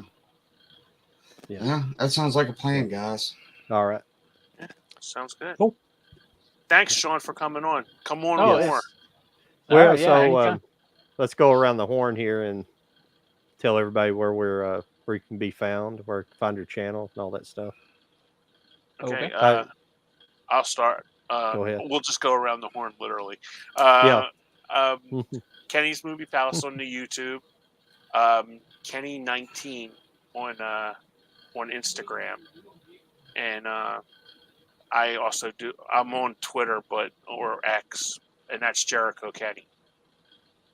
So Okay. Okay. that's just basically Excellent. everything for me.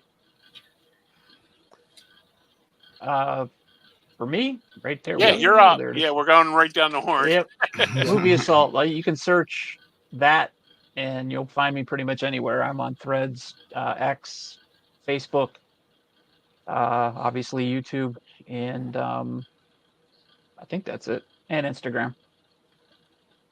Okay.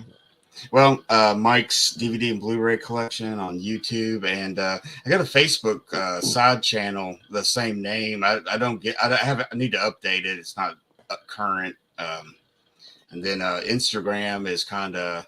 It's not so much movie stuff. It's a lot of family stuff, but also movies. But I think it's under Mad Dog Mike D. Yep.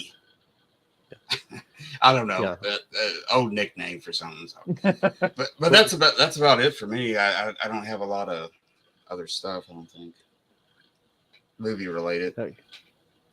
Yeah, you can find me on Low IQ Media on Instagram, YouTube, and X, I guess we call it now, X. Yeah. And technically, I think you can search Low IQ Media on X, but it's under it's something else because I got my other channel banned a long time ago before Elon. So so my heading is Low IQ Media, but it's like something else. I can't even remember now off the top of my head. I'm not a big Twitter person, so and And also on my Facebook, I also run a daily blog. It's called TVs, Movies, Music, and Stuff. Oh, okay. And I just post. I'll send you a link, Mike. Okay. Because Sean's already joined the page. Yeah, it's good stuff. Yeah, so I do that like daily. It's just like basically like all pop culture stuff, like birthdays and like would you eat this? Like I always take like pictures from like burgers from like in like Vegas or Texas or something and post that, and or just like Cool. like the other day I put a picture of Bob Seger on there, and like I had some people are like, who the hell is this guy? Literally, and you just have to. It's like it was basically when you see this person, what's the first song that you think of? Yep. Like today was Pat Benatar. I put a picture of Pat Benatar. So after the whole fiasco with Bob Seger, I learned my lesson and put Pat Benatar in like big letters. And like still people are like, who? Yeah. So I think they do that just like to annoy me, but Roll. Yeah. So yeah, it's just like a little fun page that I put up every day, just like celebrity birthdays, just nonsense. Yeah. Well, I think it's time to get out of here, and I'm about ready to chill out for a while and probably watch a movie. I don't know. Yeah. Probably that's what I'm gonna do, more than likely. Yep. Yeah. Go to bed and watch a movie. Yep. Or something like that. Yep. Well, it was nice talking to all you guys. Yeah, same here. Until Thanks again for next having week. me on. No problem. We'll see you again, Sean. Yeah. Talk to you next week, Mike and Kenny. Yeah. Well, I'll be talking to you throughout the week. So absolutely. Yeah. Well, y'all have a good week and all that good stuff. Weekend and everything. Talk to you. So. Happy Talk to everybody vacation, later. Sean. Thanks everybody thank for you. showing up this week, and we appreciate you guys coming by. See ya. Yeah. Take care, guys. Yeah. See you guys.